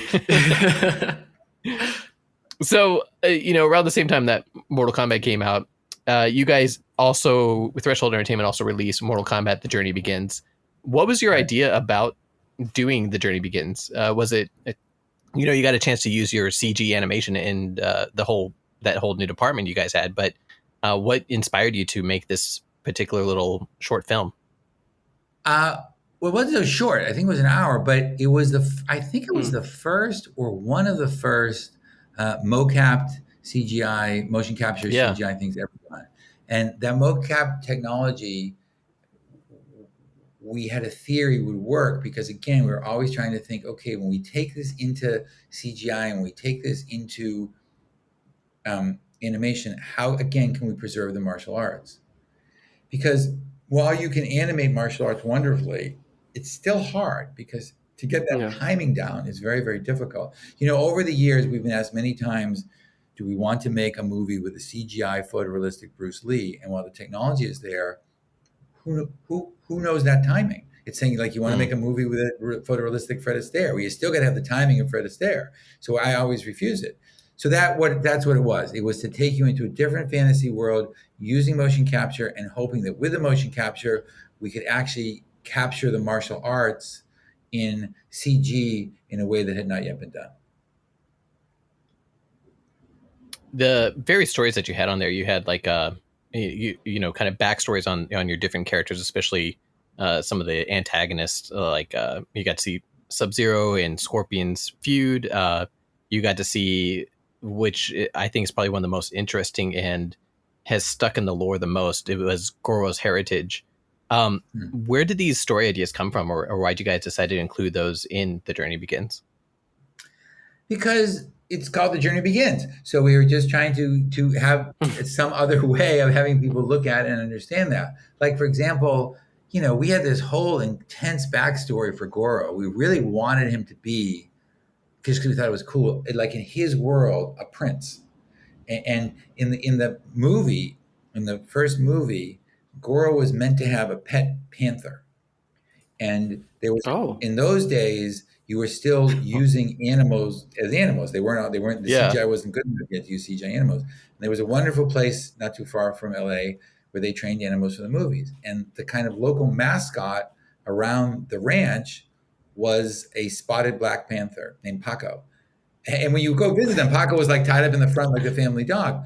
But so so Paco, we gave him a jeweled collar, I think, and he was supposed to be Goro's pet panther.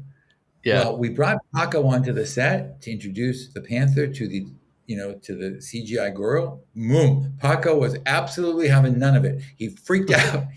He looked at Goro as a monster, and he went crazy. Yeah. And so you can't have a crazy panther running around the set. So I don't think we really pulled that off in the movie, but our goal was that he was supposed to be very, very, very, in his world, elegant. He was a prince. He was, general of the armies of Shokan. We wanted him in his world to have a kind of a gravitas to him. So some of those things which we maybe couldn't do in the movies, we then got a chance to tell the audience what we were thinking about in The Journey Begins. Based on this, I like to think that the Panther Paco now served as the original inspiration for Kotal Khan's, I guess, animality transformation in MK11. That's true, but it's a good thing to think. So it seems like The Journey Begins was really more of a kind of hook point, a way for people to sort of to learn about Mortal Kombat, or at least the sort of basics, and get a bit of an understanding to introduce them to the movie, if I'm understanding correctly. To introduce them to the lore, because if people like something, they then go back and want to learn more about it. But we tried to create a trippy, unusual, you've never seen this before world. And we use brand new technology. My company has done a lot on the intersection of technology and entertainment, and we continue to, like the Worldwide Production Network I just mentioned with Microsoft. And as I said, using that mocap technology was really also a way for us to experiment with the idea of preserving perfect martial arts move in animation. Mm-hmm. So I'm about to jump back over to your live action movies, but before I do, let's talk the live tour. This is basically a piece of kind of forgotten media, because there's just clips of your characters appearing on different talk shows and things like that, but and there's like some secondhand accounts of it. But I would like to hear from you. Tell us about the live tour. Like, what's the story? What was your concepts for this, and where did this whole idea of taking Mortal Kombat, this movie and video game franchise, and putting into a live tour like Ninja Turtles doing their live tour thing, like where did this all come from? How did this come about? Because it's very fascinating to me. Well, thank you. It came about from me because, as I told you, I promised Neil from Midway that we would turn Mortal Kombat into every medium in the world. That's why I bet on it. That's why I really wanted to do it. And I really was fascinated by that, because I think it's a way to capture everybody everywhere. And I believe the entertainment industry is growing and growing and growing in a way that it has been for a while, which is the pie is getting bigger, but the slices are getting smaller. So you have to be in the pie business. You have to be in the intellectual property business. And we've been fortunate with some of our things like Dirty Dancing and Mortal Kombat, and we've done a lot of Lego things to do that. And so live tours are a great way to reach a whole other audience in another medium. And so we wanted to do one, and we looked around and we teamed up with a tour promoter who had done some of these things. And we wanted you to be able to experience it live. It was really that simple. You played the game, you've been to the movies, now experience it live. And so that was the entire thing. And then we got people who could do it. And so then you can't really cut to a stunt double. There's no cutting. Everyone, you see them on stage and you see them. And so we, as I said, literally the Sunday of the movie opening weekend, I should have been partying, in Ibiza, but instead I went to upstate New York to this little tiny place to rehearse the tour for several weeks before it opened at Radio City Music Hall. And then it toured the country and the world. I'm not sure if I'm following with regards to the actual story of the live tour. That was this the story of the movie in a sort of live manner, or because as somebody who wasn't in the US when all this was happening, I've only ever heard. Sorry. No, so the story was light. I mean, when these tour things happen, it's not really like you're seeing Hamlet on stage. I mean, they're for younger audience. They're really for little kids. They're lighter, LITE, light. They're more fun. There's a lot of stunts and stuff happening and explosions, and it's just a real kind of a blast. Like they have Universal sometimes has live shows at the theme parks. So it was a very light tour in the world. It wasn't really any crazy news story. There were some new elements in it, but it was mostly so you could feel like you were really this close to them. Oh my goodness, I love Sonya Blade. Now I'm 50 feet from her, and it was really trying to give you that visceral experience that you're doing that. The Power Rangers before us had a very, very, very successful live tour doing the same thing. So, one of the other reasons you do it is because now you're building a franchise. You want everyone to watch it, and the audience for a tour tends to be younger than the audience for movie. So you want to capture even younger kids, and then their parents who might be young but might not see the movie. They might just sort of age out of the movie a little bit. Now you've captured a whole new audience. So it's a very light, fun story, but the stunts are great. The visuals are great. It's really fun. It's not too long, and it did great. Do you recall at all what the story was? I've heard bits and pieces, like there's something about an amulet or something. I'm just curious if you remember. I don't honestly recall the details of it. No, and it was, as I said, it was really not story focused. It was stunt focused. It was the characters focused. It was get to know them focused. Yeah, it was some. I forget. It was more like it wasn't an episode of the TV series, but it was a very light story. I keep emphasizing that because the idea of it was not the story. When you get into a medium, you have to understand your medium. What are we doing here? Like what is this? For example, the music of the movies.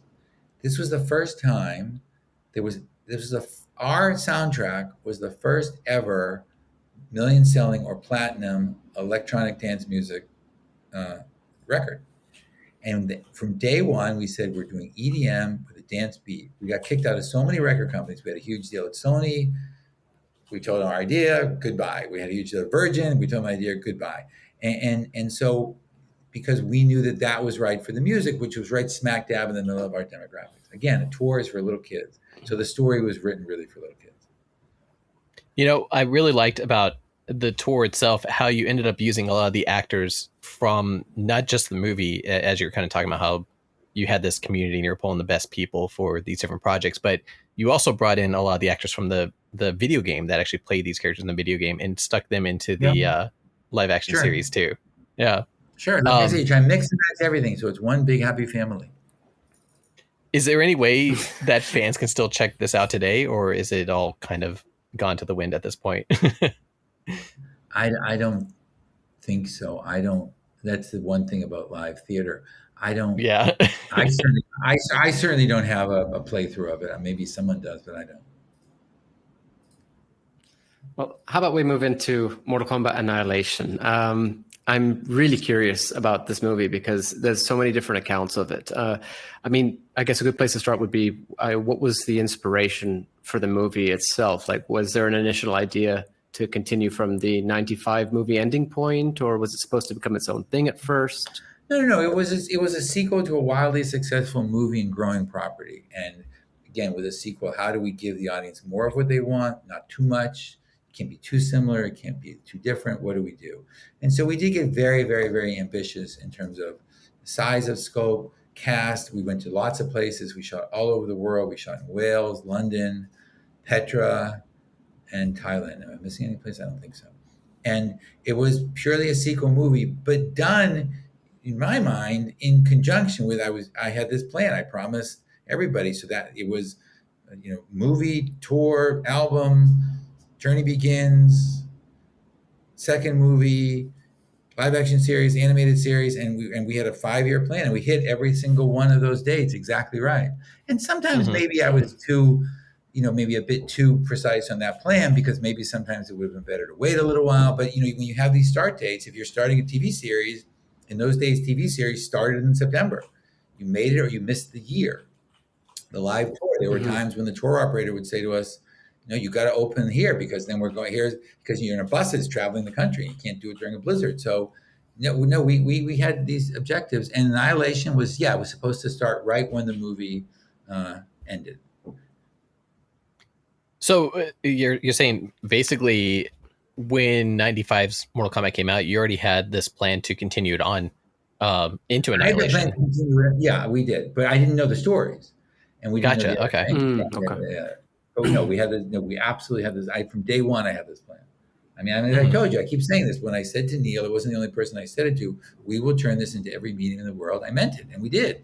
And so, no, we had a plan from day one, and we were always thinking about it. That's why I went from the movie to the tour to the Journey Begins to the second movie to the animation. We were always doing it. So I'm very curious then regarding the actual direction of the movie. What was behind the decision to sort of skip over Mortal Kombat 2's plotline and move straight into Mortal Kombat 3? Was it because of the attention on MK3 being the latest game at the time, or? Well, see, this is quite an issue. So how do you keep up with the release schedules? Because now you have companies. Now they're all the same company. Warner Brothers years ago bought Midway, but they didn't at first. So now you have these companies, very big companies, and the game company has to do their games, and the movie company has to do their movie, and the record company has to do their records, and they all have schedules. How do you coordinate it? So the idea was to try and be as current with the games as we could be. Because remember, if you start a movie, it takes 18 months for that movie to be finished and come out. And, it was an attempt at keeping them kind of in the same place. So on a relevancy level. So the movies and the games adhering to each other's storylines as much as we could. With Annihilation, it kind of underperformed compared to the 95 movie. And there's a lot of critics who had, their ideas about it. Why do you think it kind of took a different turn for the franchise at that point, as far as the movie franchise? Again, it's like if you look at it was a number one movie. It beat a Clint Eastwood movie, I think, and it beat Anastasia, the animated movie. Oh, wow! Caused Fox to change their entire animation plan, and the guy who produced the other, I'm blanking the other movie. It might not be. I think it was a Clint Eastwood movie. The guy who produced it was an old friend of mine. He called me up and he said, "Boy, that was a surprise." So it didn't have as many legs as the others did. But you have to take a step back and now use that analogy that I told you before. I think of my job as sort of the coach of a football team, and if Mortal Kombat is one of my teams, you might say. And I don't think of it that way. It was I had a plan. It hit the plan.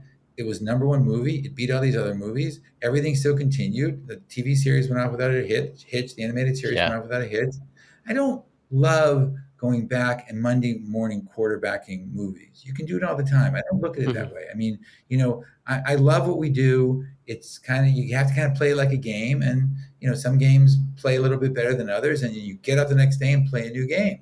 So the same way when the movie was a huge hit, I didn't stop everything the first one and just party. I went and did it. And when the movie had a great first weekend, but not such a great second weekend, same thing. I just did the exact same thing I did every time, which is, okay, what's next? What are we doing? How do we make it better?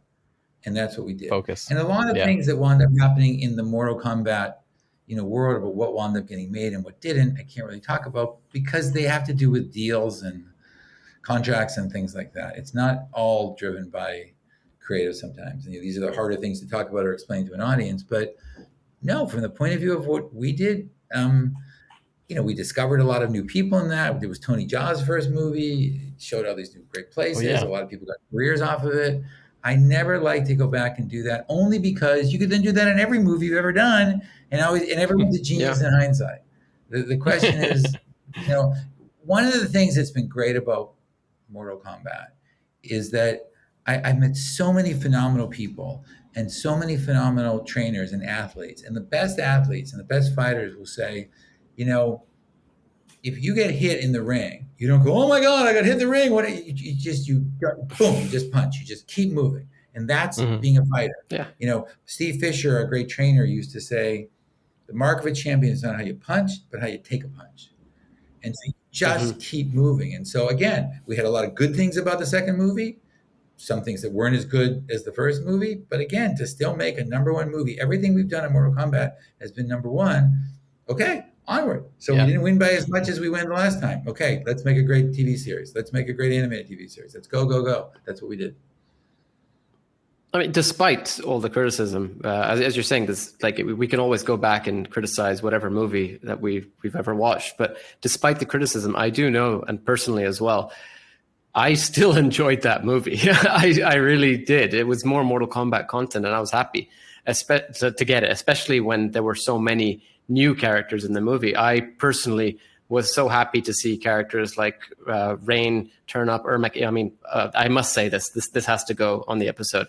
I will never get over the fact that I was done so dirty Rain was done so dirty to get killed off without even getting to see him fight. That is, for me, heartbreaking, as you can probably tell. But I was still so happy to see all these characters show up, like seeing Ermac, Motaro and Shiva done how they were. Yeah. And was, in my opinion, really cool at that point in time.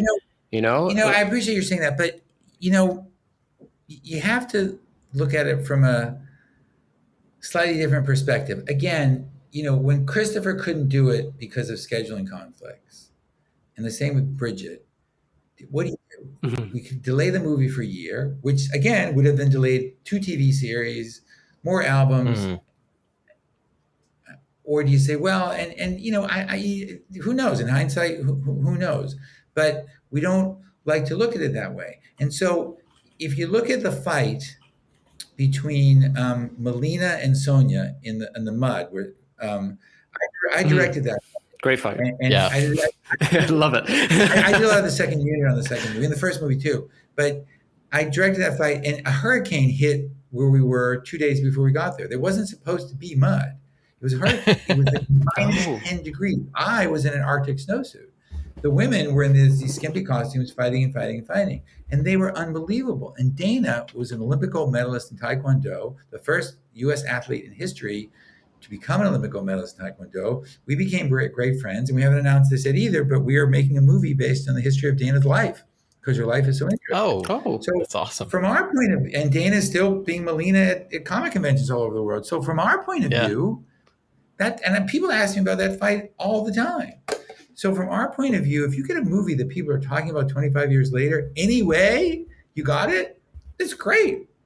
We got more friends. We got a number one. We got some fights that people still talk about, and we got from it a relationship that has led to us soon to make another movie.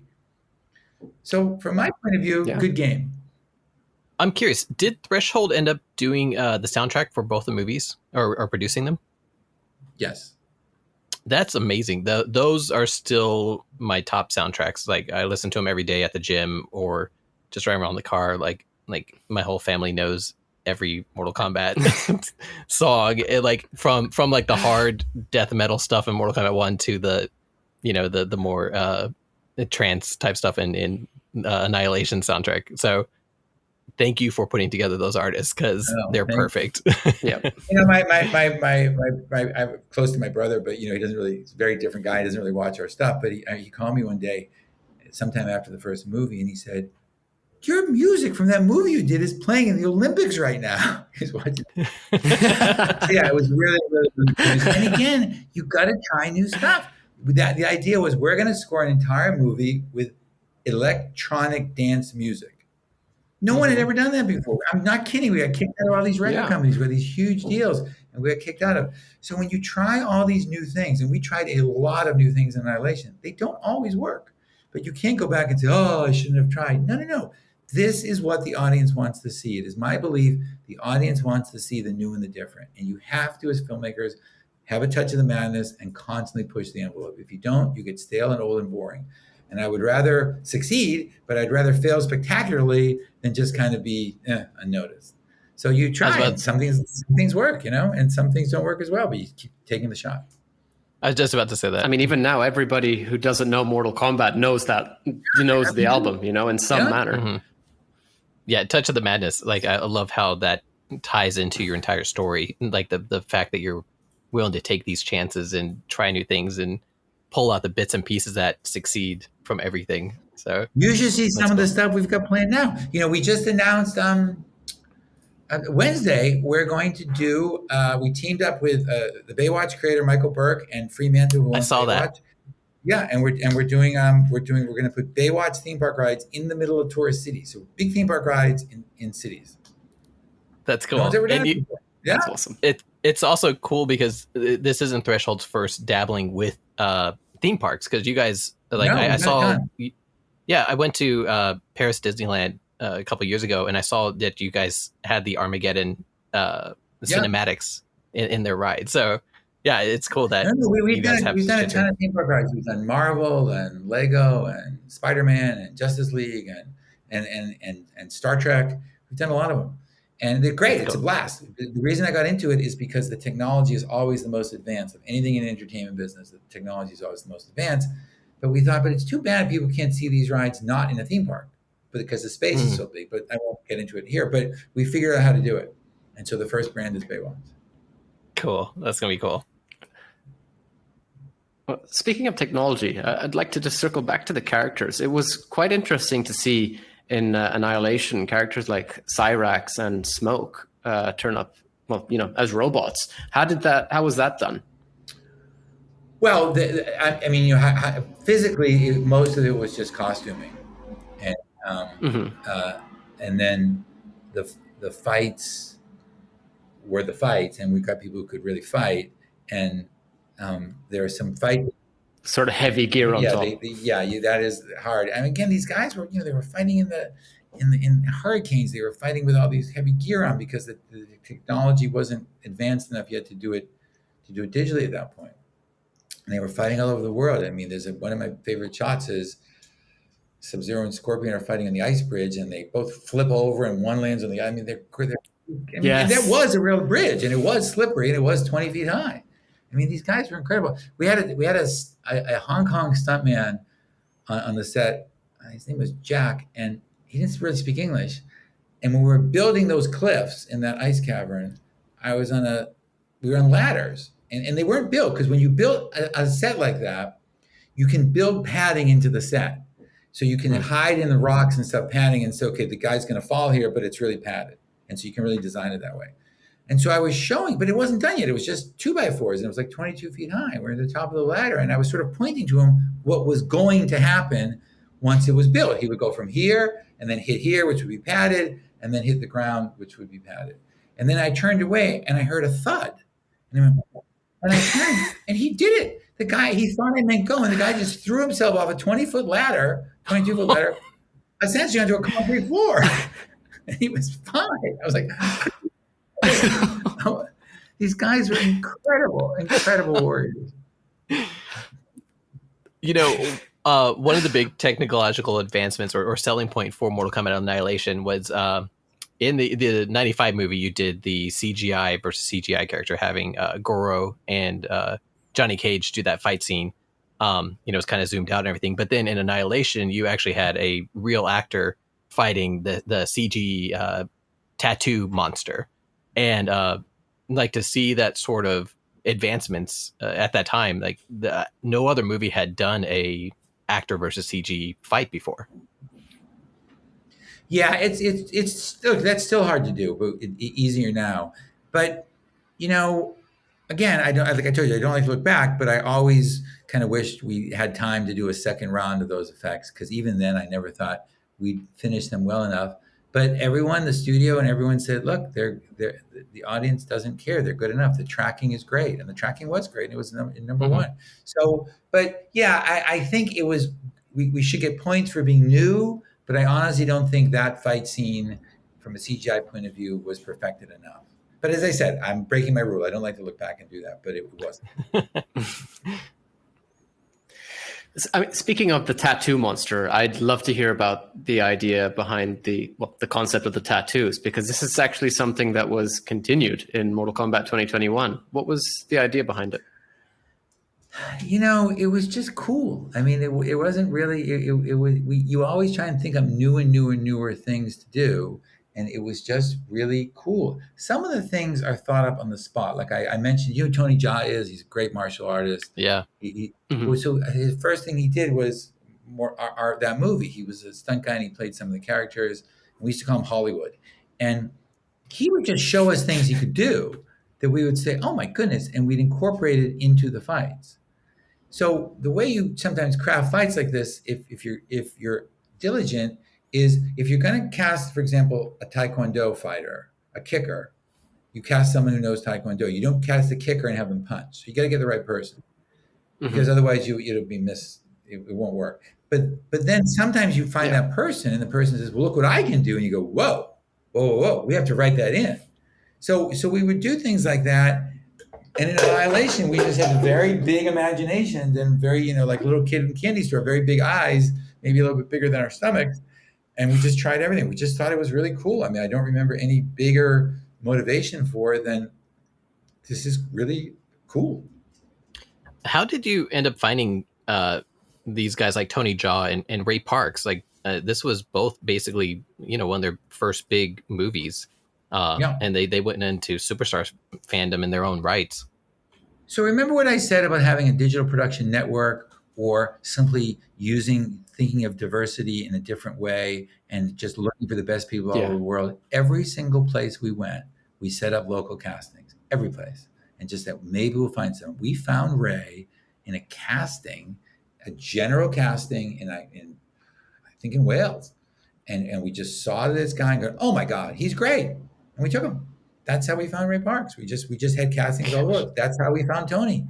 We had castings in Thailand. Every place we went, we had casting. People still send me stuff all the time. I don't just look for these people when I happen to be casting a martial arts movie. It's part of my life. I do it all the time. I'm always looking. And so that's how we found him. And Ray was great and was incredible. And we found him in some small town somewhere, and his martial arts were amazing. And so we took him. Well, speaking of casting, then, I know you've mentioned that Christopher Lambert and Bridget Wilson couldn't make it into Annihilation because of scheduling. Is that the same case with Lyndon Ashby? Yeah, I forget what happened with Lyndon. Why didn't Lyndon do the second movie? Probably. Why didn't Lyndon do that movie? Yeah, probably. Yeah. Let me. I don't remember. I think so. I mean, we love Lyndon, so I can't imagine why not. Gosh, I wish he would have shown up and got chased by monkeys or something again. I'm actually surprised with the story. So I'm genuinely surprised to hear that they haven't made like a sort of monkey style character just based on the story in Mortal Kombat games. I'm sure people widely talk about that. I hope Lyndon doesn't that story back. NRS, do it. So on some of our previous episodes, we've talked to quite a few people who've been involved in the movies. And one of them we've also Mink Morrison, for example, director. We've talked to Meek, Adani Maropis. Several of the various people have mentioned the unreleased, unproduced, undeveloped third Mortal Kombat movie. And there's a lot of rumors out there on the internet about this story. There's ideas from it being a complete reboot to it being centric to a specific character and kind of going through their hero's journey. Can you tell us anything at all about what you had planned for that third movie? Because we know it was basically in pre-production and then it just never got off the ground. So it's interesting to read rumors about stuff you've been involved in, because you say, really? I don't remember that happening. But most of what you read, I haven't read all of it, but most of what you read are simply that. They're just rumors. Remember how I said a few minutes ago that I'm always looking for martial artists, and I'm always looking for actors, and I'm always looking for new faces, and I'm always looking for new locations? I'm also always looking for new stories. A good producer has a backup for everything. You have a B plan for everything. So the reality is, when we might have talked to certain people about doing certain things, from their point of view, they got a phone call and, "Oh my God, this is happening." And they talked to me. But from our point of view, we're exploring. Every person I audition, for example, as a martial artist, doesn't make it in the movie, even though I might like their jump front kick. So there was never anything that specific or that definitive about it. There's not some plan sitting somewhere. There's not some other movie sitting somewhere. We talked to lots of people about lots of different ideas, about lots of different ways to go on what had become this massive, massive, massive franchise. Someone just sent me an article that the Theme Park Association, or the Theme Park Association in the United States magazine, rated Mortal Kombat as now the number 16 franchise in the country. And so when you have that, you're always, always, always planning. I'm planning lots of things for movies that I've made or that I haven't made, because that's what you have to do. So it never really got nearly as far as I read about. And because we talked to somebody, I hope we didn't give them the wrong impression that because we talked to them, we were making it. but we were just always developing things for the particular time. You always have a lot of contingency plans, and that's really all that happened. So there was no definitive ideas for what I think IMDb and some news articles were calling Mortal Kombat Devastation. There's no, I mean, definitive current ideas for that at all. But that doesn't mean we didn't talk about lots of different things, and still talk about lots of different things. I still have ideas for all my franchises and all the things I'm involved in that, you know, some will get realized and some will. I would like to think that all my ideas are genius and brilliant. If I say they all happen, they don't. But you still have to have a plan. You still have to think to yourself a plan. You guys might have a list of people you're thinking about having on your podcast. It doesn't mean you'll have all of them on your podcast, but you might still might have some lists. Yeah. It's the same thing. It's just part of the game to always be developing stuff and always be thinking and always have contingency plans and always explore things and always think, what if we do this? And sometimes we still do it. Sometimes you think, maybe this idea would work. I'll get an artist and draw some pictures, or I'll get a writer and write some treatments, or Sean and I do a lot of great stuff together. She's amazing. I know you interviewed her, and Sean and I are always, you know, coming up with ideas, and we walk our dogs on the beach and brainstorm, and then we write treatments. And some of them we get to the treatment stage and we say, you know what? No. We had that recently where we had this great idea, but we just, as we started writing it, it just wasn't the right one. So we always have a million other ideas, but that's just the game. Yeah. I mean, you said earlier about how, you know, you phoned them up and you said, I want to put Mortal Kombat on everything. I want to do this. I want to do this. I want to do this. And obviously you wanted to take this franchise in as many different routes as you possibly could. So I'm very curious as to how come the third movie didn't actually end up coming about, if you're able to talk about that. Well, I'm really not, but there was a third movie in 2021 that did phenomenally well. So why did it take so long, I suppose, is the question. But no, I can't really talk about that. And everyone tries to pry into things like that. And I understand the curiosity and I'm flattered by it. But trust me, it's just usually not, I don't mean with Mortal Kombat, I mean with any of these things, it's usually not as interesting as you think. I mean, it's lawyers and companies and executives switching jobs and all kinds of things that really are just behind the scenes stuff as to what happened. I mean, when the audience sees most movies, they see the tip of the iceberg. They don't see that Spider-Man took 25 years, I think, to come to the screen. But it's a great expression. It takes 10 years to be an overnight success. That happens to a lot of movies. But again, I don't think of it that way. I look at Mortal Kombat. I've met great people, from the fighters to the filmmakers to the fans. We've done, I don't know, 19 or 20 productions at this point. It's still going on. We're still talking about it. I never think to myself, well, gee, that was a time gap there. I think I'm so grateful for it, and I think it's so fantastic that we're still doing it. That's how I think. And so I would encourage the fans hopefully to think that way too. Although I'm thrilled by the curiosity. It's nothing really to discover, I hate to tell you. No, we understand. I mean, for us, as you've mentioned, of course, it's a huge feeling of curiosity. We've always been wondering, after all these years. We had Mortal Kombat 1995, going into Annihilation in 97. And I mean, since then, we've had some amazing stuff. As I've mentioned, I've absolutely adore Mortal Kombat Conquest. So, you know, it's just that fan love. Yeah, I know, and I'm thrilled for it, but, you know, so you got. But we appreciate that you can't answer. But there's not much to answer. You got to say, where are we today? We had a movie during the pandemic that did great on theaters. It did great on HBO Max. It's great. That's how you got to look at it. Movie. That's how you look at it. You got to look at the game that way and wake up and say, what did I do today? I can't bemoan yesterday. What did I do today? What am I doing tomorrow? That's what you all do. So kind of going back to, you mentioned Sean Catherine Derrick. She was one of your main writers for not only Mortal Kombat Conquest, but also Defenders of the Realm. Correct. She had spoke to us about Defenders of the Realm, but we'd love to hear kind of your input on it. And, you mentioned your whole idea was to bring Mortal Kombat to every medium, but what were some of your inspirations for this particular TV show, the Saturday morning Mortal Kombat cartoon? Like, people still kind of reference it. So Sean was the showrunner of both series. meaning the head writer and the executive producer of both series. She's phenomenal. And we did want to have an animated series because, again, it's a whole other audience. In those days, the animated series were largely on Saturday mornings, and they reached a ton of kids. Same plan as the tour to how to reach kids. And where to set it, I was actually taking a trip somewhere in the southwest of the United States, and I came across the Hopi Mesa, which is a Native American land that is actually now depicted sort of in that movie. And I veered from where we were to drive to it and spend a day there. And I thought, this is it. This is where and that's where we set it. So the inspiration came again because we travel all over the world. We look for artists and people and locations and sets. And then the idea was to take this group together and I'll put them in this, it was 2D in those days, kind of anime style, and put it in that medium. And Sean did a great job, and it was great. And it was the #1 show on USA Network for a year. #1 animated show.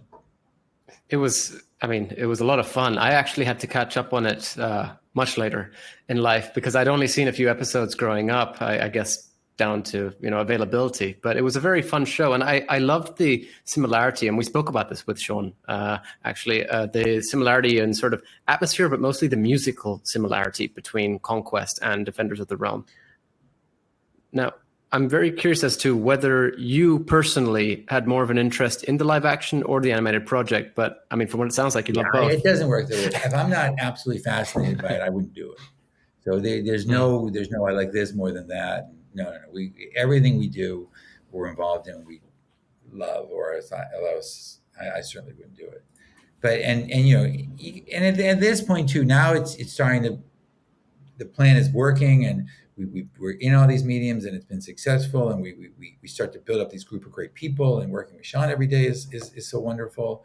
So no, it just becomes really, really, really fun. And you have different executives and different things like that, and we used to have a book of Mortal Kombat Bible of what you can and can't do in these shows. It was 2 feet tall. But no, it's different, and it's challenging to do that. The challenge is, as I said, to keep these characters and these storylines alive to an audience. And to reach an audience today, I believe you have to be all slices of the pie. So you have to be in animation and streaming and TV and live action and live theater and theme park. You have to do all these things to really reach an audience because the audience is segmented.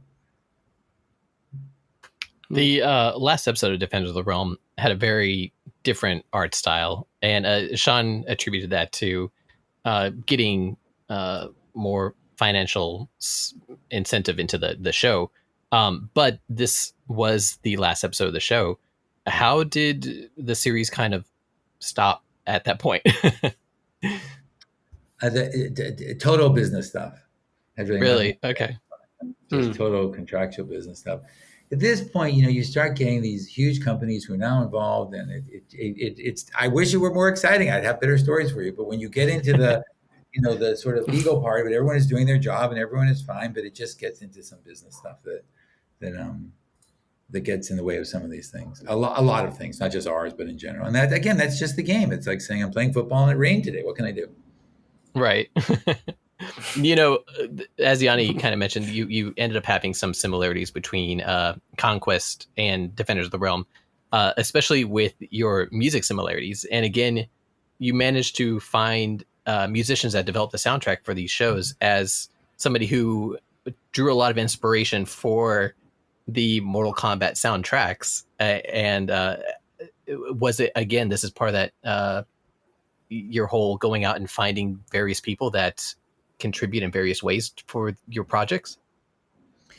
Yeah, so music in a movie is designed to accentuate the feeling of the emotion of the scene. And sometimes people slightly misjudge music in the movie. They say, well, I like this music and I like this movie, so I'll put them together. Or I like these lyrics. That's not what it's for. It's how do you accentuate the emotion of the scene? And the key, in my opinion, to a fight movie is a dance beat. Because you want the audience like slightly moving to the fights, kind of throwing punches. If you watch a test screening of a movie like Mortal Kombat, I always watch the audience. And if during the fight, they're kind of jumping up and down, their fists are kind of done, and they're kind of blocking it, then you got them. They're dancing.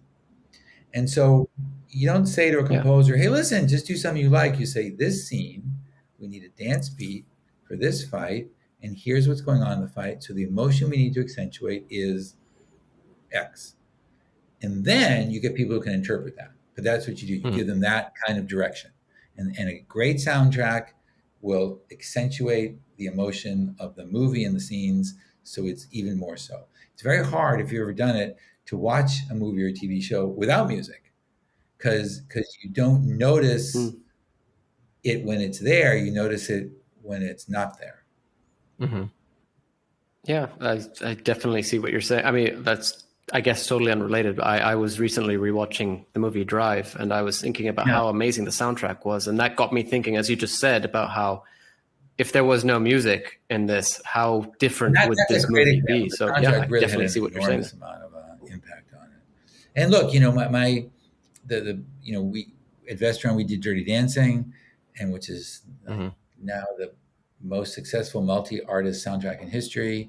I was the head of production, but the geniuses behind it are two guys named Jimmy Einer, who's still my partner in my company, and our music supervisor named Michael Lloyd, both of whom we still work with on music on our movies, and they're geniuses. And if you look at that movie as an example, those shots and those scenes and that music accentuated that. That's why you love it. When you hear The Time of My Life, you're hearing an emotion. And that's what you want to do. And hopefully when you hear the Mortal Kombat soundtrack, like you, I still have it on my workout tape. It makes you want to fight. It makes you want to run. It makes you want to punt. It makes you want to go for it. It makes you want to move. That's what we're trying to get. That's a great example, because like looking back at Dirty Dancing, even hearing some of those other songs, like that one song that starts out with Baby, where she's singing to him and they're kind of dancing on the floor and things like that. And my mom used to play that soundtrack all the time growing up, and it gets you these feelings. It gets you energetic. It kind of progresses it, but there is such a link to the movie. And if you're a fan of the movie, you kind of get engrossed in it. And same thing happens with the Mortal Kombat soundtracks. One of my favorite soundtracks to listen to if I am driving around and I'm trying to get through traffic and drive like an asshole is the Cyrax sector fight with Jax and Sonya, because it's such a hardcore pumping soundtrack, and I can't help but get imagery of these movies as I'm doing things and listening to them. Let me ask you a question. How does it make you feel when you get that imagery and you hear that music and now you're in your car in traffic? How does it make you feel? Excited. Yeah. Like it gets my blood pumping. So that's great. And that's exactly what we want you to feel when you watch the movie, and exactly why we want you to listen to the soundtrack, because you'll feel the same way, and maybe you'll be reminiscent of the movie, but you'll be reminiscent of the movie because it makes you feel excited. And that's an exciting fight, so we want to accentuate that emotion in you. That's exactly what we go for. Exactly what you just said is we want you to be excited by that fight. Try watching that fight one day with the sound off and listen to a really boring song. It will change the fight. I mean, the fact that you've mentioned you're still obviously working with, I'm sorry, I can't remember the name, but the friend you mentioned who does the music, it kind of shows to me that, you need to find people that you work with who sort of know what you're sort of going for when you're trying to find music which fits the atmosphere of whatever scene or show or movie or et cetera that you're trying to capture. I mean, the people, Jimmy Einer, my partner, and Michael Lloyd, our longtime composer and music supervisor, are geniuses. They're the nicest guys in the world, but they have over 200 gold and platinum records. I mean, their list of credits is everyone you ever heard of, from the Beach Boys to Frank Sinatra to Kiss to John Lennon, to on and on and on and on and on and on. And they're really, I'm blessed, they're geniuses. So yes, I can call Michael Lloyd in a movie now and say, in this scene, it has to sound like, a Beach Boys song meets a dinosaur with a German accent. And it makes you want to do the ha-cha-cha. And you go, okay, cool. And then, so they can, it's like another language. And when they hear these guys talking to each other, it's like they're talking another language because they talk musically. Jimmy has something called synesthesia, which is you see in mathematical geniuses, he sees music in color. He actually sees the colors. So sometimes he'll step in and go, no, it needs to be more purple. And you're like, what? But in his mind, And that's how he composed it. So you have to learn how to talk to all these languages too. You know, when we start our animation studio, I kept trying to talk to our animators in words. So, for example, I said to one animator, I need this guy to have eyes like the old actor Paul Newman, who was a famous actor in the 60s and 70s. And he said, okay. And then the next week, great stuff, no Paul Newman eyes. This went on for like 6 weeks. And finally I said to him, look, you're doing great. You're a great animator. I don't get it. Why won't you give me Paul Newman eyes? And he said, who's Paul Newman? But he would never think to ask me that, because that's not polite where he is. And he wouldn't look it up. So what you realize, okay, to talk to animators, I have to show them pictures. And to talk to animators. To talk to music people, I have to talk in emotions. They'll figure out what key and what chords and what music. I have to talk in emotion.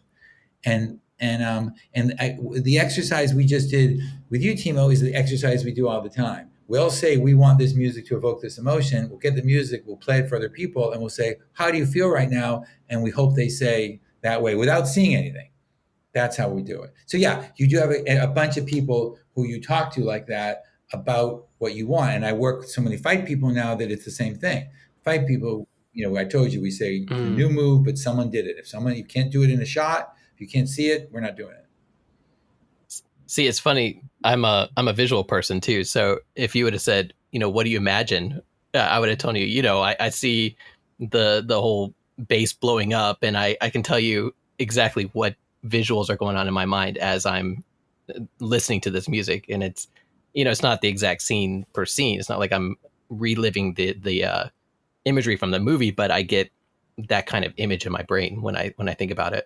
But that's great. That's just wonderful to hear. That's exactly what we hope for. So I'm very curious then, moving back to Mortal Kombat Conquest, and I suppose even, well, all the works. What was the difference, I suppose, in the whole production process compared to Defender of the Realm, Conquest? I mean, in terms of like comparing a live action show to a live action movie to an animated show, etc. Like, what's the sort of differences that you go through? So producing a series and producing a movie are different things. Mm-hmm. A movie is more like not a sprint, but it may be a little bit more like that.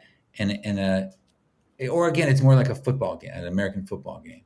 It's, you know, one game a week, and it's you know the amount of time, and you've got a lot to do. Whereas a TV series is more like basketball or baseball, where you're playing a lot of games every week. And so in a series, once you start, it's a huge train rolling. You have to do. Now it's a little different because of streaming, but then, you know, there was going to be a new one every week.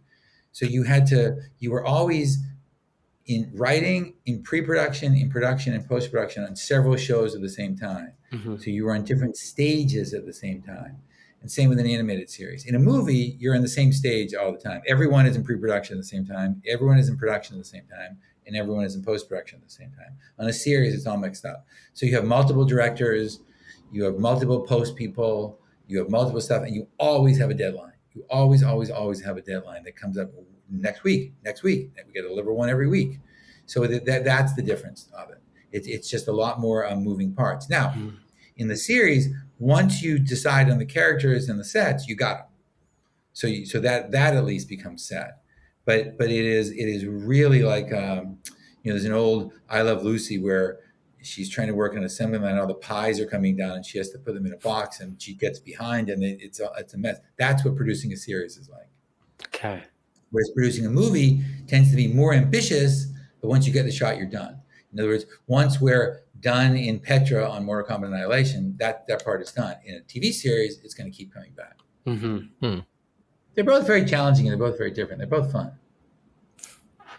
For Mortal Kombat Conquest, what ended up being some of your inspirations for the show and the various characters that you had on it? Because it was a very unique take at Mortal Kombat, something that nobody else had considered to do previously. Oh, thank you. I you know, it's funny. I almost never watch my old stuff after it's done, after we're finished.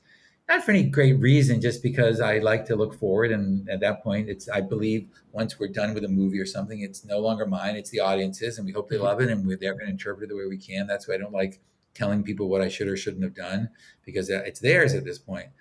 But I happened to rewatch Conquest during the pandemic, which I never do. I thought, you know what, I'm going to watch one of these. I watched all of them. I never do that. I'm so proud of that show because it's really fun and it really pushes the envelope a lot.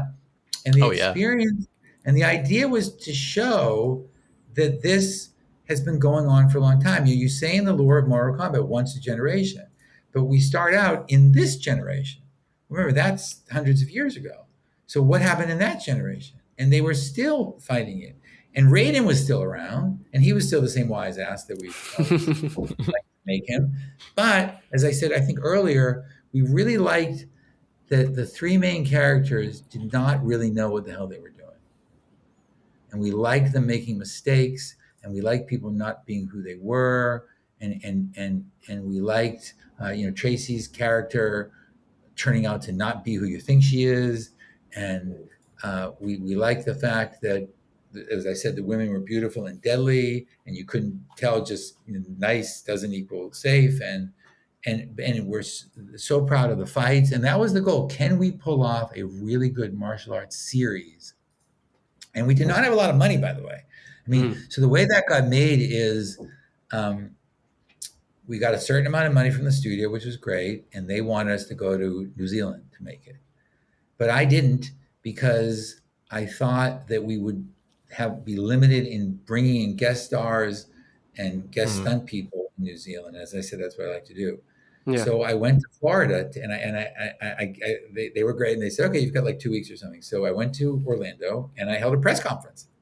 Not that, who the hell am I? But I held a press conference, and I said, okay, we got this much money. I forget how much it was. I think maybe $20 million for the show, which is very low. And we can spend it here, or we can take it out of the country. Now, if we spend it here, I need help. And so, and what you find in a place in those days like Orlando is the unions were really good and people had union rates. But let's say you're a union SAG actor in Orlando, you get a good rate, but you might only work 2 weeks a year. So we said to people, if you give us a 20% discount on your rate, we'll guarantee you 40 weeks of work a year. I might be off of the numbers, but that's the basic idea. And here, and then MGM Studios at Disney World in those days looked for shows that would be an attraction. So if you were willing to let there be an observation window above your set and let the tourists of Disney World come in all day long, they give you a great deal, which I agreed to do. And sometimes I would go, when I was there, I did just start talking to the tourists. So and actually Orlando gave us some money. And so by getting all this great cooperation, we pitched in and we got to make it in Orlando, which was great because as a result, we could fly in all these guest stars, all the guest stars you saw in the various series, and all the martial artists who came and went. And otherwise, I don't think we could have done the quality, not because New Zealand isn't great, just because given what we wanted to achieve, it was too far, it was too expensive, too far to fly people back. So that's how we got the show made. The inspiration was to show that Mortal Kombat, as we promised, is once a generation, and what was it like in another generation? And we thought, well, in another generation, they probably were even more in the dark than our guys were today. And that was inspiration behind it. That's cool. That is amazing to hear. I'm not sure. I mean, Mortal Kombat Conquest is my favorite thing about Mortal Kombat. Maybe I would say aside from the games, but I think it's that they're too different to compare in that sense. So for me to hear, one, that you actually went back and gave it a rewatch as a sort of exception and then ended up watching through the whole thing is amazing. But two, just hearing these kind of stories for me is really, I don't know, awesome. It's really, for lack of a better word. What do I like about it? The atmosphere, the way that the characters, as you said, they've shown that they don't know everything, and it's a whole learning process. The characters are continuously learning that what they're doing is wrong, or that they need to improve in this aspect, that they're still growing as people, that they're still growing as a group, for example, with the main three characters. You're seeing, as you said, Tracy Douglas as Vorpax, there's so much more to her character than you initially are first led to believe. I mean, Raiden himself is, yes, it's a callback to Christopher Lambert, but in my opinion, personally, and I love Christopher Lambert, Jeff Meek for me is my favorite Raiden and my favorite Shao Kahn. And when I learned that he was the two characters at the exact same time, my mind was blown. Like this, you asked me this question. It's a very dangerous question because I could go on for ages answering this question. I loved this show so much. I appreciate it, but you know what? I'm going to ask if I can ask this too, because I really like doing this. Even though, it gets me in trouble sometimes. If any of the listeners out there, I'm very curious as to what they like about Mortal Kombat, what they want to see, in other martial arts movies. My Instagram is just at Larry Kasanoff. Send me comments. I really like, as I said, I always make a speech before every movie or TV show saying, who do we work for? We work for the audience. So it's very, very interesting for me to ask people what they want, what they like, what they don't like, but mostly what they want to see. What do they want that they don't have? What would they like to see in Mortal Kombat or in anything? So I actually really like that. So I appreciate your guys telling me that. Please let your audience tell me that if they want, because that's how we can make better stuff. Well, I mean, just based on that question, sorry, Phantom, I'm going to be very clear about this. I loved the approach that you had to the fights in every single episode. That is something that we need more of. And to hear, for example, you mentioned your other project coming next year. I think you said the martial arts focus. I love martial arts. I want to see martial arts. And Conquest had the perfect blend of martial arts, character development, story development. Like, it was just a really fun show. Sorry, Phantom, go ahead. I was going to say, Yanni likes Conquest so much that he agreed to join me on this podcast and help develop this podcast in order to get to season 2. Yeah, exactly. We're still on. Send us what you want. You never know. Well, I mean, that is actually a question that I would like to ask you. Obviously, I've mentioned that Conquest is my favorite Mortal Kombat content. I've always been... Like, I was crushed when it ended on that finale. Like, it was obviously going to lead into something else, but the problem was that it never did. Now, we've had Jean-Catherine Derrick, we've had Chris Casamassa, we've had Daniel Bernhardt, we've had Adoni Maropis, we've had people who were involved with Mortal Kombat Conquest, and everybody involved has specifically told us that they would absolutely love to return to it in some fashion, in some manner. Now, my question to you is, well, 2 questions are, 1, would you do that? And 2, could you do that? Would I do it? Yeah, absolutely. Could I do it? Again, it's just, I hate to keep saying things I can't talk about, but it's just, these are massive corporations. Warner Brothers was just bought by Discovery. But you know what? Let's be, as I say, proactive. Again, if your audience wants to see it, send me a message on Instagram, and if I get enough, I'll show the studio, and you never know. I always like to keep everyone informed. But you never know what I suppose what might happen. But boy, we get so many lately. Conquest is on HBO Max. I think that's why. Boy, we get so many calls and requests now about Conquest. It's really interesting. It's really good. We really do. So yeah, I'm very proud of that show and would love to do that. But again, lots of other people, and they're all great, and everyone's doing a good job, and it's so big now. So you never know. But if the audience wants it, tell me. Well, they do. Definitely telling you. They tell us. Yeah. One thing that really does also stand out to me is something you have mentioned, which is that you've not just mentioned, but that you've shown throughout this entire chat so far, this whole discussion, is that you have a huge level of passion and enthusiasm for what you do. And this is something that is so integral to not just Mortal Kombat. When fans of any series, any game, any show, any whatever, see people making any content based on that show or whatever it is, they want to see that passion. And I mean, to be able to talk to you now and also to see that you have had that passion is actually such an amazing thing. So any content that we can get from you, in my opinion, when it comes to Mortal Kombat, I know we're going to be happy as long as you're showing that passion. So thank you. No, you know what? I still have as much, if not more passion today than I did when I started hosting.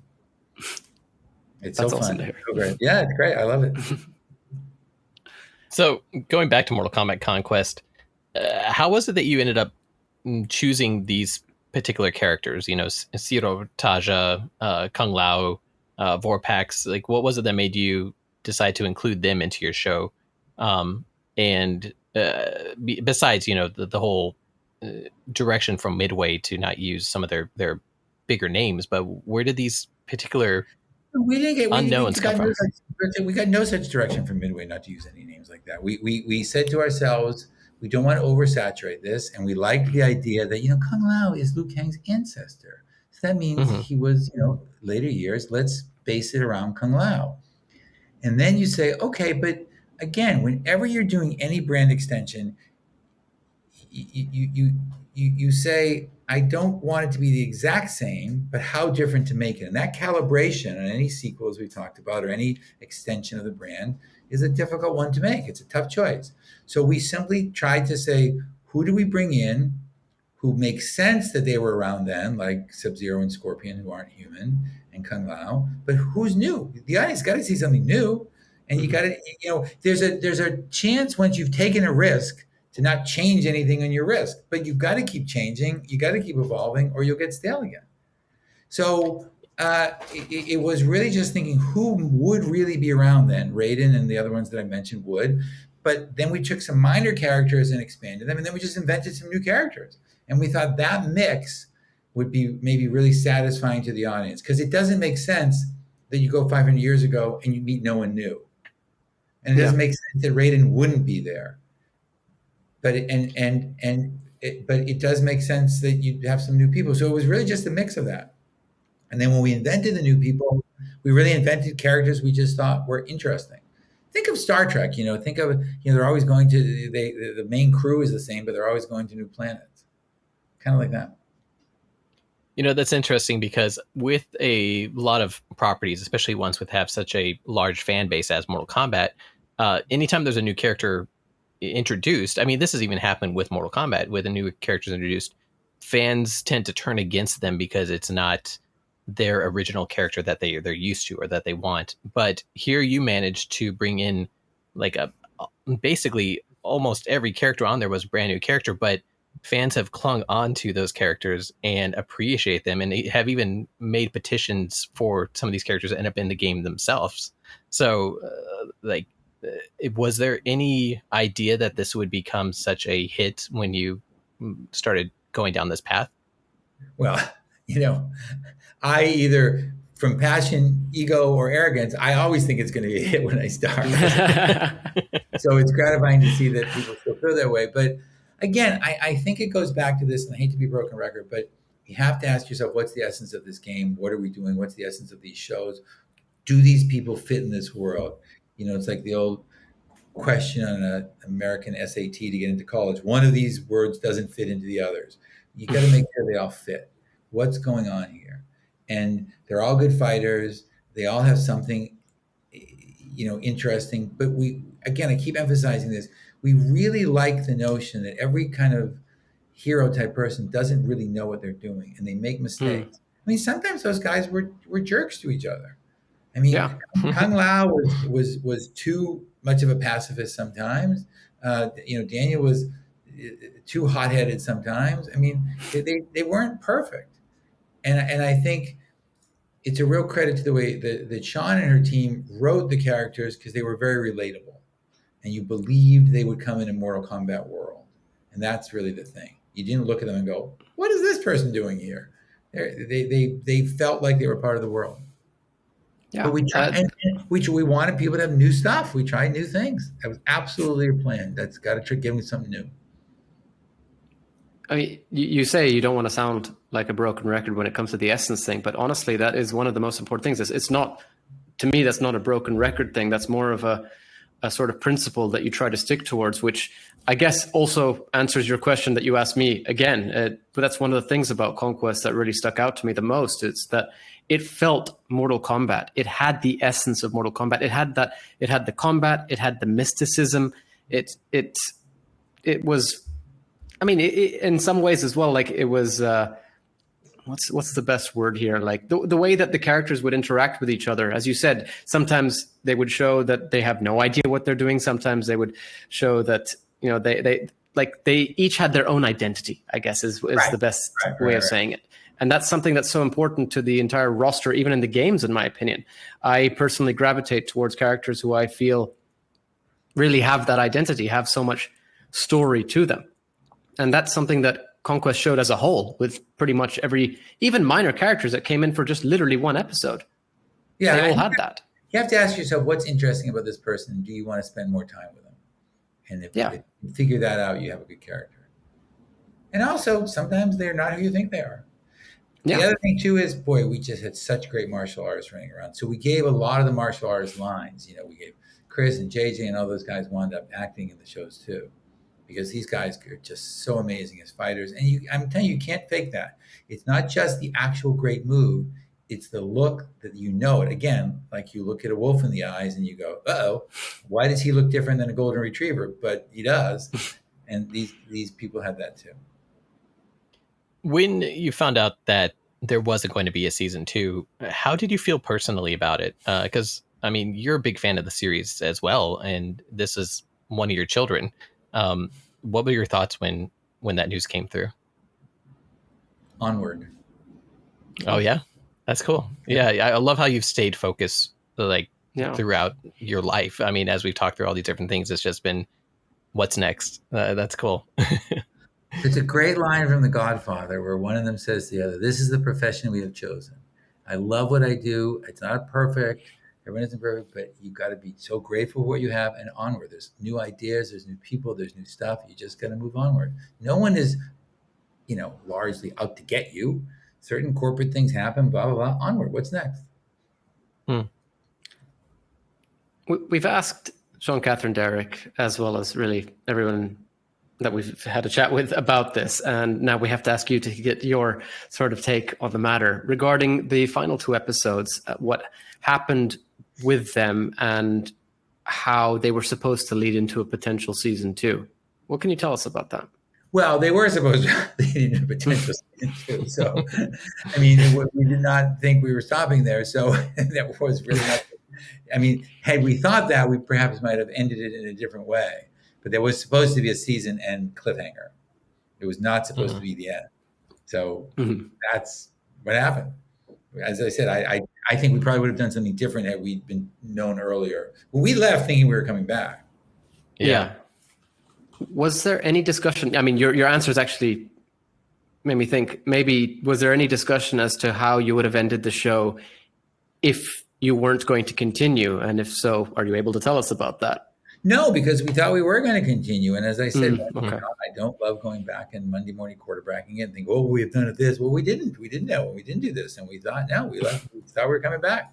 So that's what it was. And I thought as a season 1 cliffhanger leading into a season 2, it was really good. It just, that was not what we thought was going to happen. So no, we never talked about any other than that. The show is always number 1. Did you have any particular ideas for what you wanted to do with season 2? Because as you stated, you planned for it to get it picked up. Did you have a direction that you wanted to go with that show? So for a show to have longevity like that, you have to start really discerning the difference between plot and characters.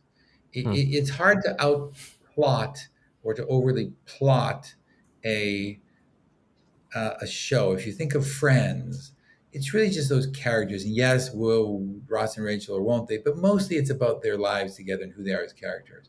So the goal, the goal was to get more into the character flaws and the character development of each of them. Now, to be clear, we did not have a complete thing done. Normally what happens is when a show done, you take a little vacation, you come back way before you start again. Sean and I would sit together and what we call break all the stories. But that was the idea that Jeff was drunk, that Shao Kahn was crazy with more power. They were mad at each other. You want to escalate that, the inner tension between people and other people like that. We really, really, really, really liked the Vorpak's character. We really, really liked how she tricked you, and do you like her? Is she good? Is she bad? I think in these worlds, they're not black and white. So the goal was to push the character craziness and extremes a bit more than the plot. But we didn't get beyond that. Well, in our questions on previous episodes, we've generally had a had the answer that the idea was to sort of roll back in time and undo Shao Kahn basically decimating the entire roster list of Conquest Season 1. Was that the idea? First time hearing about it. Okay. Cool. When you leave something like that, that might have been Sean's idea. That might have been a great idea. We never really got that far. Yeah. Oh, to be clear, it was more that things that she was thinking about rather than telling us this is what we had planned. we never had gotten to that far, but we wanted to push the characters.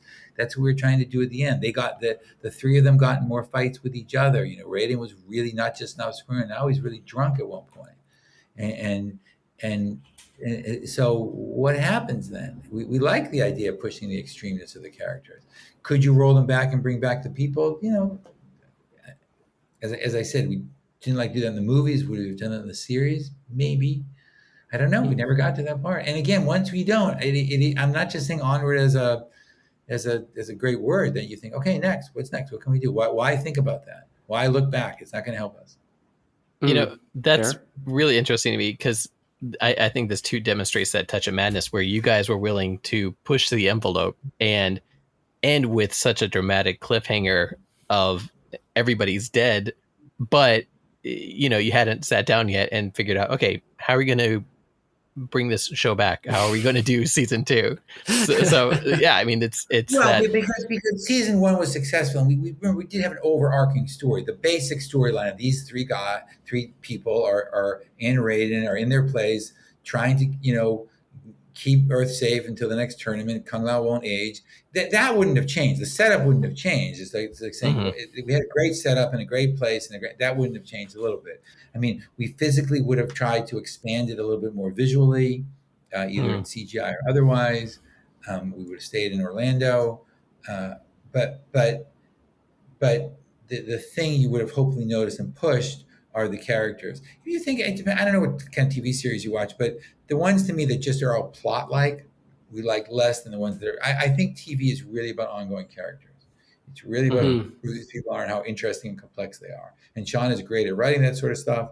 Our actors were phenomenal at acting it. You know, we would have pushed the extremes more and more and more on fighting. We liked the crazy costumes. It certainly would have pushed that more. You just try and push it more. If you say, hey, we're doing something a bit extreme and it's working, next year, make it more extreme. I think that's one of the ways that Mortal Kombat really evolved over the years. It was so extreme from the start and then just continued to progress even more so. Has to be known for that. But just now that you've mentioned, obviously, that Conquest was really about this trio and Kung Lao's overarching plot line of winning the next Mortal Kombat tournament. Was there any discussion as to how that would progress following the next Mortal Kombat tournament? Because technically, Kung Lao would go on to win multiple tournaments until his eventual defeat. But by that point, Ciro and Taja would obviously have died from old age. Was there any discussion as to this, or was it always just planned to be with the trio? Well, remember, so, you know, if you go in real time, the series is a year or half a year. So, and a tournament takes place once a generation. So you get a ways of time to you know. So the idea was that this is, you know, 5-6 years in time. This is the beginning of Kung Lao's reign. And these are these people at the beginning of Kung Lao's reign. We never would have gotten to his next fight. Because eventually, too, once he gets to keep winning, he becomes like a Raiden.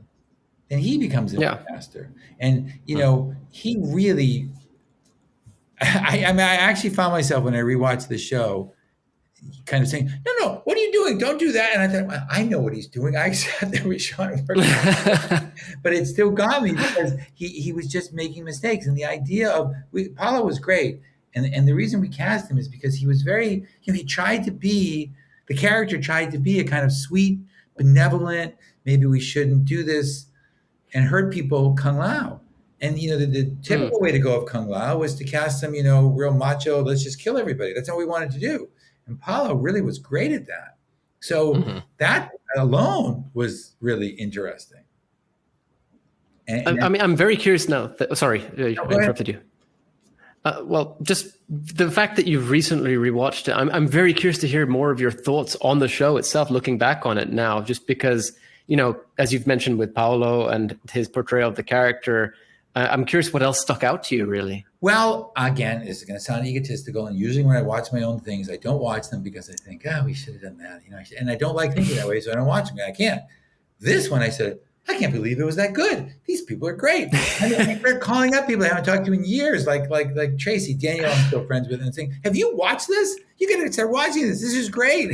And so I was happy. I was really pleased at three things. I knew the fights would be great because we always focus so much on that, but they really were even better than I thought.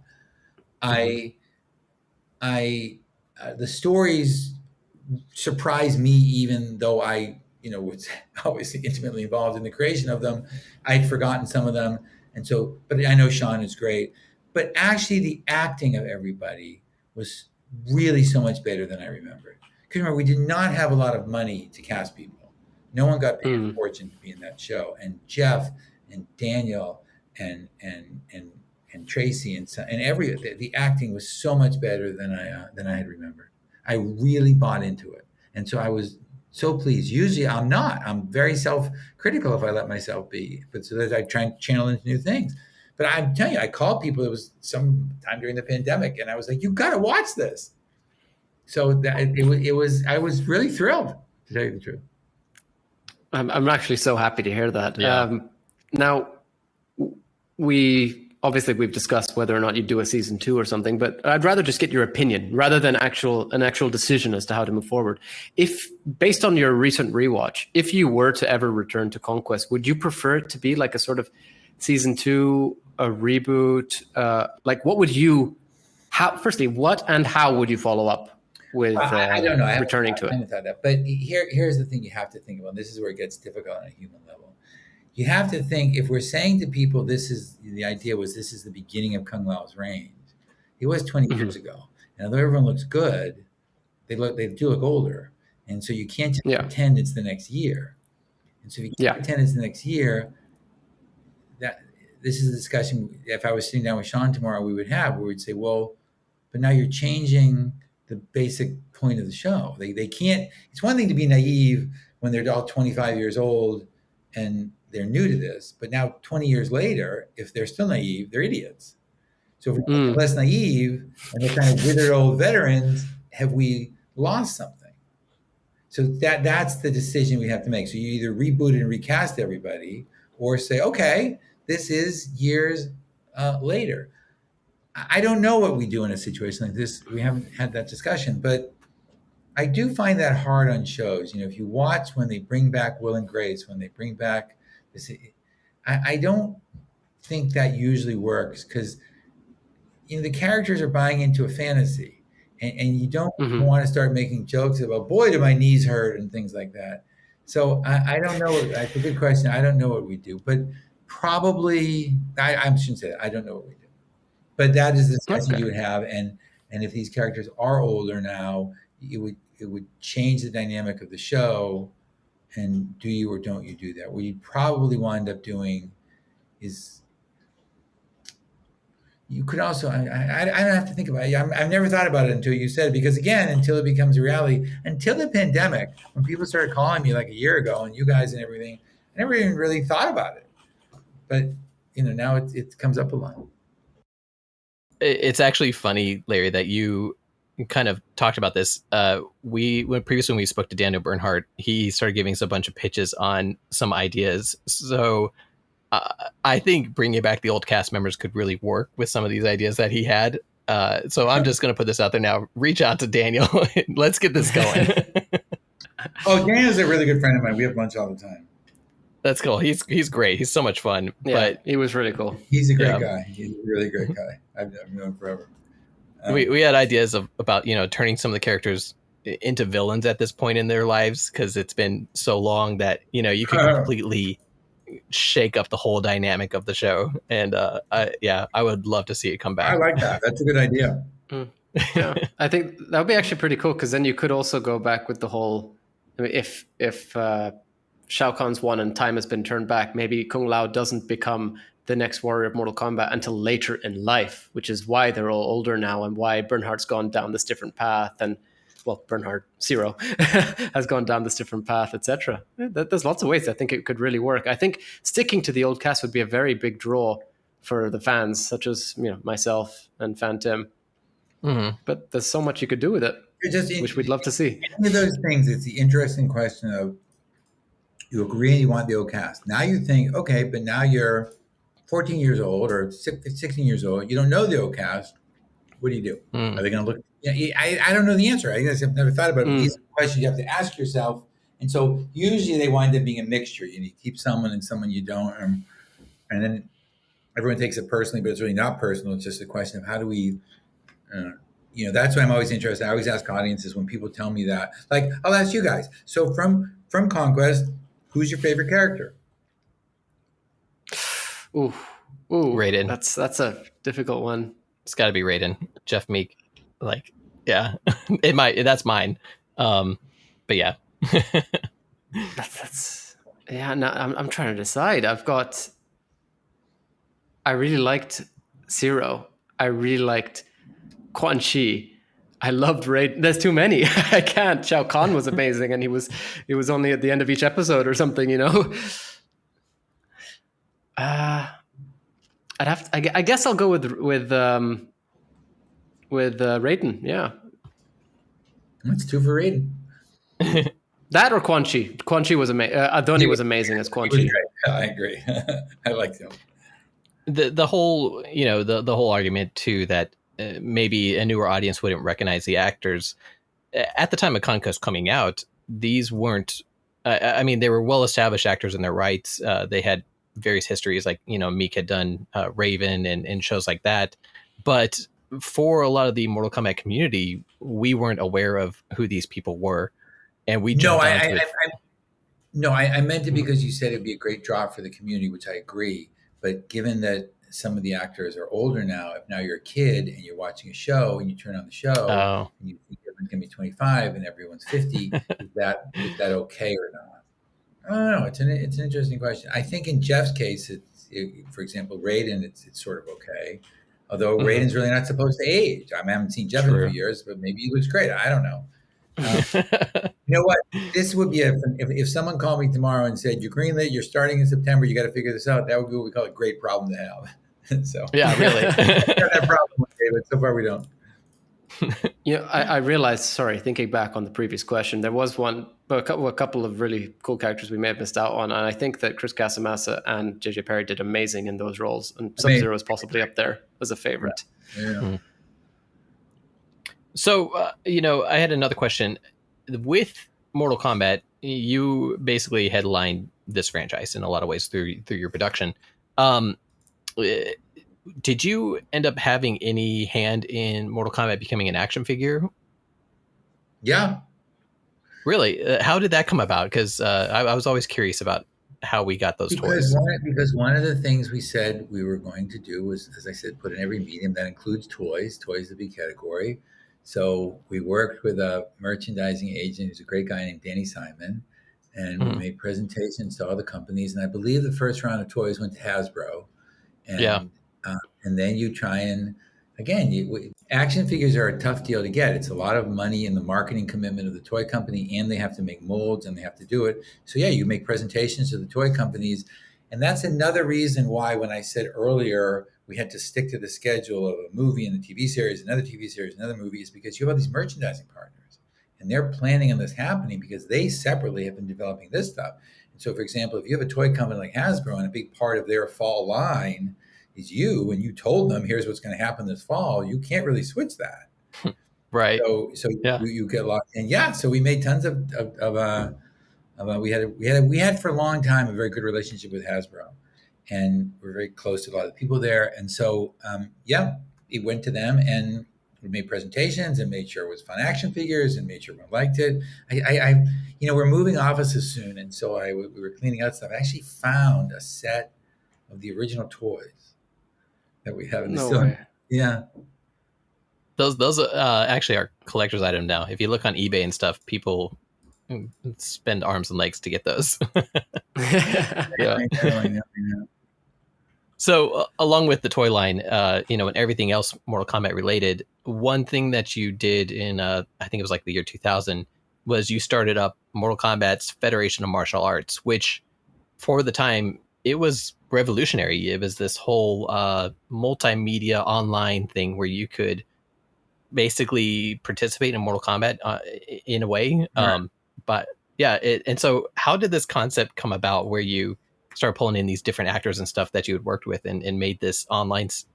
I don't even know what to call it at this Well, point because it so was Mortal so unique. Kombat had a good relationship with, let's call it, the online world from the beginning. We were the first movie ever to have a movie website, mortalkombat.com. And Mm-hmm. so the reason I just asked your audience earlier to tell me what they want is because when we had mortalkombat.com, which was new then, we were trying to decide some question for the movie. And so I remember thinking, sort of understanding the internet, but it was very new, thinking, well, what's this mortalkombat.com? Let's ask them a question. And so we typed in whatever the question was. And the next day we had 1,000 answers. And we're like, whoa, this is great. So around 2000s, we raised a bunch of money and we decided that we would test we would just start programming a lot of concepts, like sort of interactive TV showish concepts online. And Mm-hmm. Mortal Kombat was one of them. And it worked really well. We had like 20 of them, but that wound up over the years. That whole business wound up becoming something called Black Belt TV, and so it just all morphed into that. Like we learned from all the shows that we started on it was called the Threshold.com, that the stuff that was working best wasn't just MortalKombat.com. It was anything martial arts related. Anything martial arts related was working best of all the other things we tried, and we had a lot of cool stuff on there. So we decided to morph the entire company into Black Belt TV. That's really cool. I didn't realize that Mortal Kombat's Federation, Mortal Kombat website ended up basically becoming the foundation for Black Belt TV. It wasn't. It wasn't the foundation. No, it wasn't the foundation for Black Belt TV. It was part of a web portal, as they call it in those days, called the Threshold.com. And we also had one called Black Belt TV. And Black Belt TV actually is the one that worked the best. But we found Mortal Kombat worked great too. And anything we did on the Threshold.com portal that was martial arts related worked best. And our idea of the Threshold.com was to develop shows online and then whatever worked, take them to television. Gotcha. We had some stuff happen that was sort of good and bad. I can't talk about it because it's illegal, but it occurred to us, rather than take it to television, why don't we start our own network? And God, we had no idea how to do that. I was sort of kidding around, and we were doing an interview for the Wall Street Journal at one point, and they said, so what's next for you guys? And I said, I'm thinking of doing a whole martial arts TV channel. It would be really fun. It would have martial arts, the competitions from all over the world. It would be martial arts fighters. It would be martial arts celebrities. It'd be a really fun vibe. And we called it, I don't know, Black Belt TV. And they printed it. It is the headline. We started getting phone calls, like from like places like Verizon. We want Black Belt TV. We didn't have a thing. We didn't have it. Magazines caught us. We wound up having 10 pages in Maxim with the women who hosted the show. But there were no women who hosted the show at that point. There later were. I called friends who were models and said, you want to pretend you're in the TV channel? All of a sudden, we're getting orders. We had no idea what we were doing. And so, but that's how it started. And then when we really thought, wow, we could actually own our own channel, we thought, wow, that's really the way to go. So we just focused the whole thing into that. Wow, it's so interesting looking back on things like that and hearing how they actually came about. Yeah. Well, let's have a bit of a contrast here then. We can move forward all these years now from back then up to Mortal Kombat 2021. I'm very curious to hear how involved you were with the most recent released movie. Well, I'm the executive producer of it and thrilled with its success. And I think it's a reboot. And there's a bunch of new, not new, but people who weren't involved in the early ones involved. And I think everyone's done a great job. And as I said, you can't hope for more than, during the pandemic. I think Warner's took a really bold step during the pandemic by saying we're going to release everything in theaters and on HBO Max at the same time. They had to take a real shot, and it was a lot of guts to do it. As I said, I'm a big fan of, trying new things. And it worked. It was It was a theatrical hit, and of the movies they did that with, it was the number one streaming one on HBO Max. Mm-hmm. Yeah. So again, as I tell you sometimes, when we talk about some of the things that have worked better than others, no matter what happens, great, good, next. And so it was great. It worked really well. It was fantastic. It was, again, a lot of pandemic stuff going on. But what did you guys think of it? Well, I mean, you mentioned that it was a big risk because it was released during the pandemic and everything. Actually, it was the first risk I took stepping out. Like, I'd been at home for months at this point. I just go out for groceries. I was working from home and everything, and it actually released where I'm located earlier than the rest of the world. So I got to watch it, and we released a spoiler-free review because we didn't want to ruin it for everybody. So we released a spoiler-free review of it on the channel, on the Realm Kast.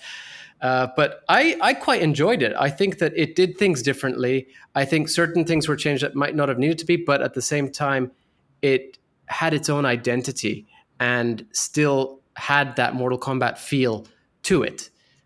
I think, Phantom, you were of similar mindset to me. Yeah, there were things that I loved about it, and there are things that I wish were different. And we've kind of expressed that to our audience. Like, it's not a 100%. This is the Mortal Kombat movie I've been waiting for, because you'd have to completely remake 95's Mortal Kombat, and again, like you've mentioned, that would just kind of be boring. But at the same time, I didn't absolutely hate the movie either, and I ended up taking a bunch of friends talking about Risk. I took like 10 people with me and bought all their tickets to see it in IMAX because it's Mortal Kombat and we're back. And to me, that's the most exciting part about what's going on now. Very fair answer. I understand. Makes total sense. Yeah. No, I mean, we enjoyed it. As Phantom says, there were parts or aspects to it that we weren't too big fans of. Certain changes that were made.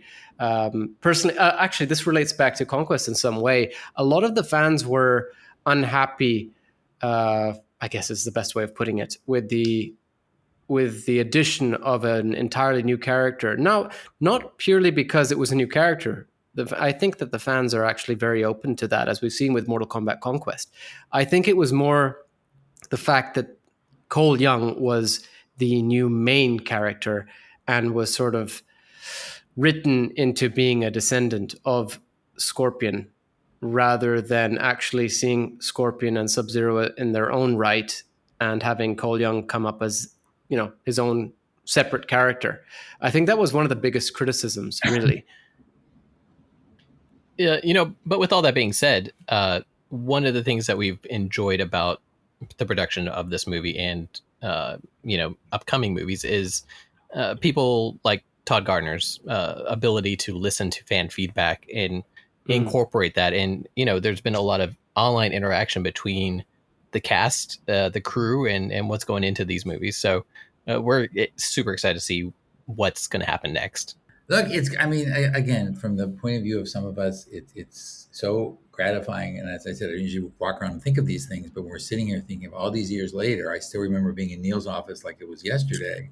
We're talking about the fourth movie now, and it's like our 20th production or something. So it's great. I just find it all fascinating and great and interesting, and grateful for it. And someone asked me the other day, what's my favorite thing that's happened to me in Mortal Kombat? And I think it's really the people. I mentioned this earlier, but I've met such great people, such great friends, fighters, filmmakers, fans. It's so great.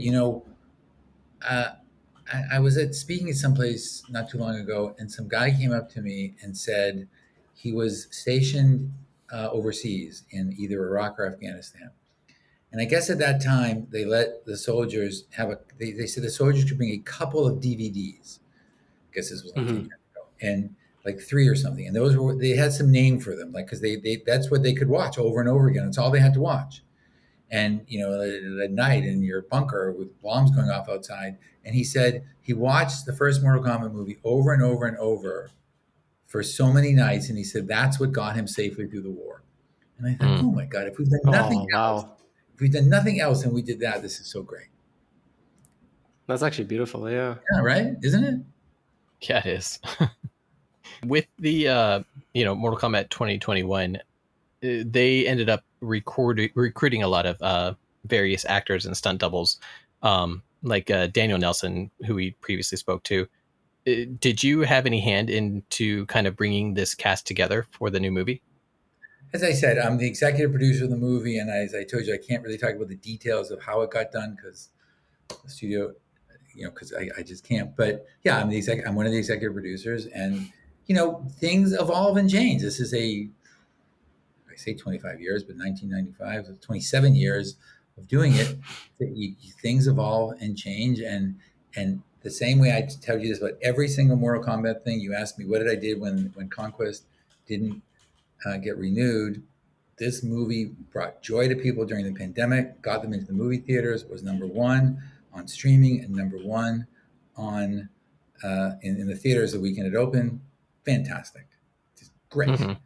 That's how you have to look at it now. Just think forward. What's next in Mortal Kombat land? What's next in my other world? And what I always like to ask myself, what can we learn from this?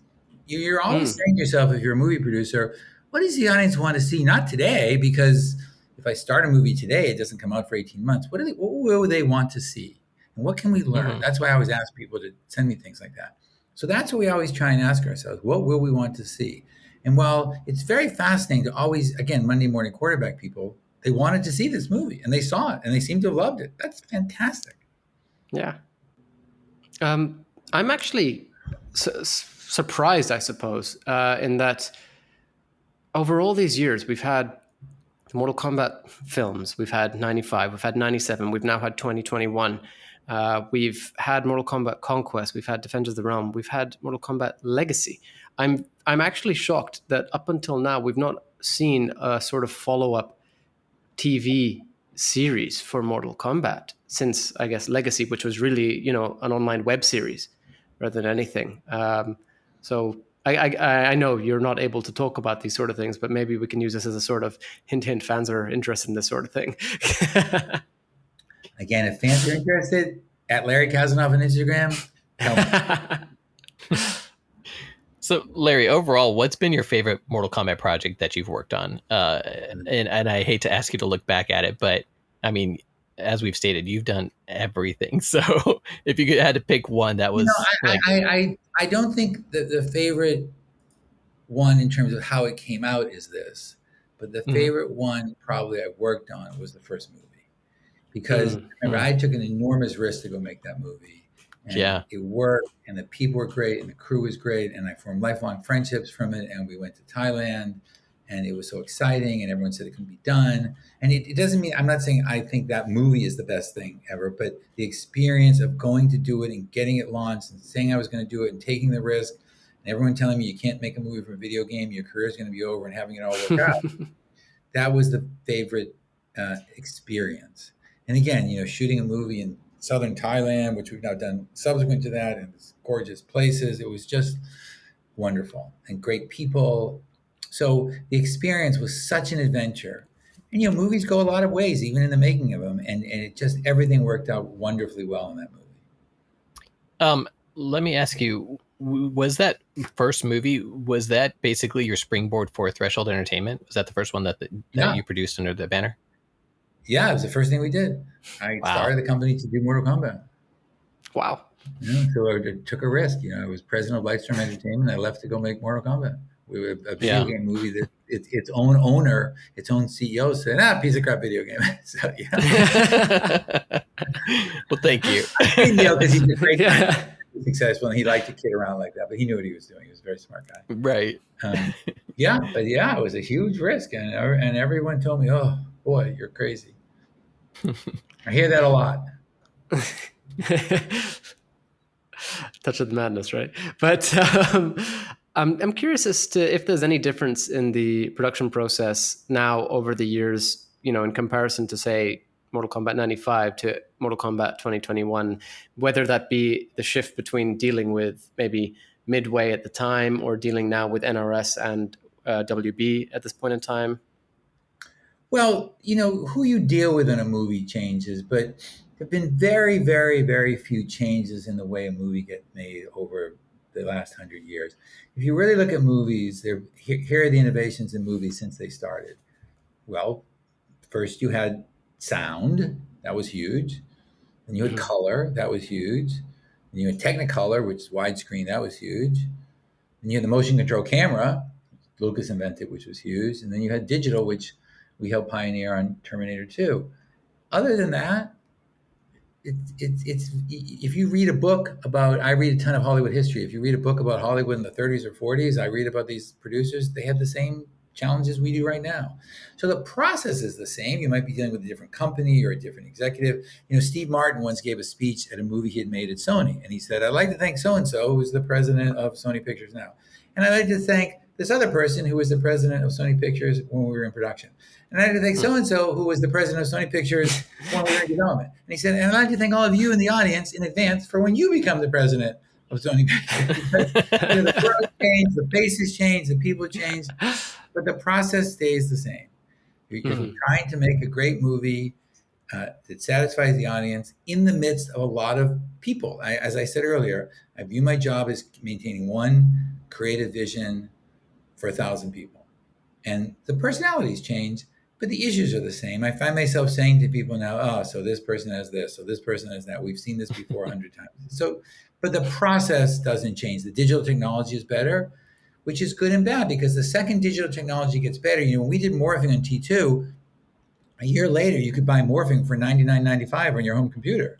Right. So now, if it's shot in a movie that's supposed to be morphing, we think, oh, we better think up something different.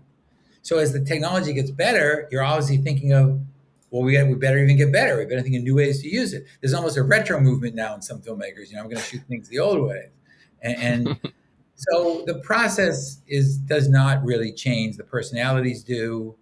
Every movie has its quirks, but you're always trying to do the same thing. And it's important to remember you're working for the audience, and tempers can flare in movies, but I always try and think everyone's trying their best. Everyone wants this, has the same goal. No one sets out to make a bad movie. So when sometimes you watch a movie and you don't like it, they didn't try to do that. Movies are funny. I always think making a movie is like being a revolutionary. You're only a hero if you win. No one ever says, "Hey, good for that guy who tried to overthrow the country. He didn't make it, but boy, that was a good shot." No, he's in jail. But if you win, he's the president. So movies are the same way. No one ever says, "Hey, good try, so-and-so." Yeah. They don't ever say that, but that's just the game. So long answer, but it's always a version of the same thing in terms of the process, just trying to make a great one. Since you started this whole process, Mortal Kombat has evolved into the point where, they're kind of doing their own cinematic movies within the games themselves. Have you kept up to date with the current game or with the games and what they're doing nowadays, or did you kind of take a step back? Oh, really? I don't do it too much because I never like to get into the terribly into the details of the game. I like to focus on the game story and the game because I don't want to confuse myself into thinking the playability of the game. The playability of the game, of any game, is not, in my opinion, the essence of the game. It's great and it's important, but it's not the essence. So I like to keep up with what the essence of it is. But video games have come enormously far. But then there are other games whose technology is relatively low who do incredibly well. Look at Animal Crossing. Yeah. I think technology is great. As I said, we do a ton on the nexus of technology and entertainment. But I think it's a huge mistake to do something because of the technology. I think you have to do something and then figure out how the technology helps you achieve what you want to do. But you can't just jump on the next technology bandwagon or you will fail. I'm curious, are there any dream projects that you would want to look at producing? I've got 20 of them. That's the best answer. Yeah, of course there are. I've got stuff we've developed, like I told you, the Fearless and the Fallen. We've got a bunch of other projects. I tell you about that one because it's martial arts oriented, but normally we don't talk about our things in development. We just announced Baywatch. We've got the rights to some other huge properties and are chasing a couple more. Yeah, I always have dream projects. I always have things I want to do. Sean and I have a bunch of great projects coming up. Yeah, always. And I always am in love with my projects, else I do not do them. I do not do things I don't love. We have two tests in my company. How do you make something? We forget about business. Do we love it creatively? Can you work? Because sometimes a movie takes a year, sometimes it takes 10 years. Can you talk about it every day? And then we forget about the creative and say, is this a good business opportunity? Because we will have investors that we have to be fiscally responsible to. And if the answer to both is yes, we do it, and we never give up till it gets done. And if the answer is to one of them is no, we don't do it. So, you've mentioned a few different projects, but is there anything else coming up that you'd like to mention before we let you go? No, the movie about Dana, The Fearless and the Fallen, because it was true martial arts, and we just announced Baywatch, but that will be that's about a little over a year away, and more to come. All right, well, I'd like to ask then, what is your favorite Mortal Kombat finisher? What's my favorite? You can pick your own. I'm going to give you the same answer I gave you earlier, because if I say one and then one martial artist calls me, he goes, but I didn't do that one yet. So I never ever say my favorite moves. I'm always trying to think of what is the next one? What is the next big martial arts move I can create? So I saw, just on scrolling through Instagram, I'm not going to tell you, I saw some I don't know, someone, I don't even know who it is because they only shot from the back, do a move on a back, on a standing back. And I thought, that's a great move. I sent it to Chris Kasanoff and I said, we got to put this in the Fearless and the Fallen. So I'm always looking for the next move. So my answer to that question is, what is my favorite finisher? The next one I invent. I like it. That's a great answer. So judging by what you've been saying throughout, our listeners can find you at Instagram. Anywhere else? Nope. Instagram it is. That's the only thing we were Well, at this point, we'd like to thank all of our listeners for stopping by the Realm Kast. And Larry Kasanoff, thank you so much for joining us on this episode. It has really been an honor for both Yanni and myself to have you come on the Realm Kast. Thank you so much. My pleasure, guys. And thank you so much for all your support throughout the years. It means the world to us. You can find Yanni and myself, Phantom, on the Mortal Kombat group on Facebook, as well as Yanni on the Mortal Kombat meme realm, which is also on Instagram. You can also join our official Discord channel hosted on Mortal Kombat Online server through the link in the description, where we discuss Mortal Kombat along with our listeners. Special thanks to Uppercut Editions for their continued support, and the Realm Kast is the official podcast of Mortal Kombat Online. You can catch up on all episodes of the Realm Kast on YouTube, Facebook, iTunes, Spotify, and MortalKombatOnline.com.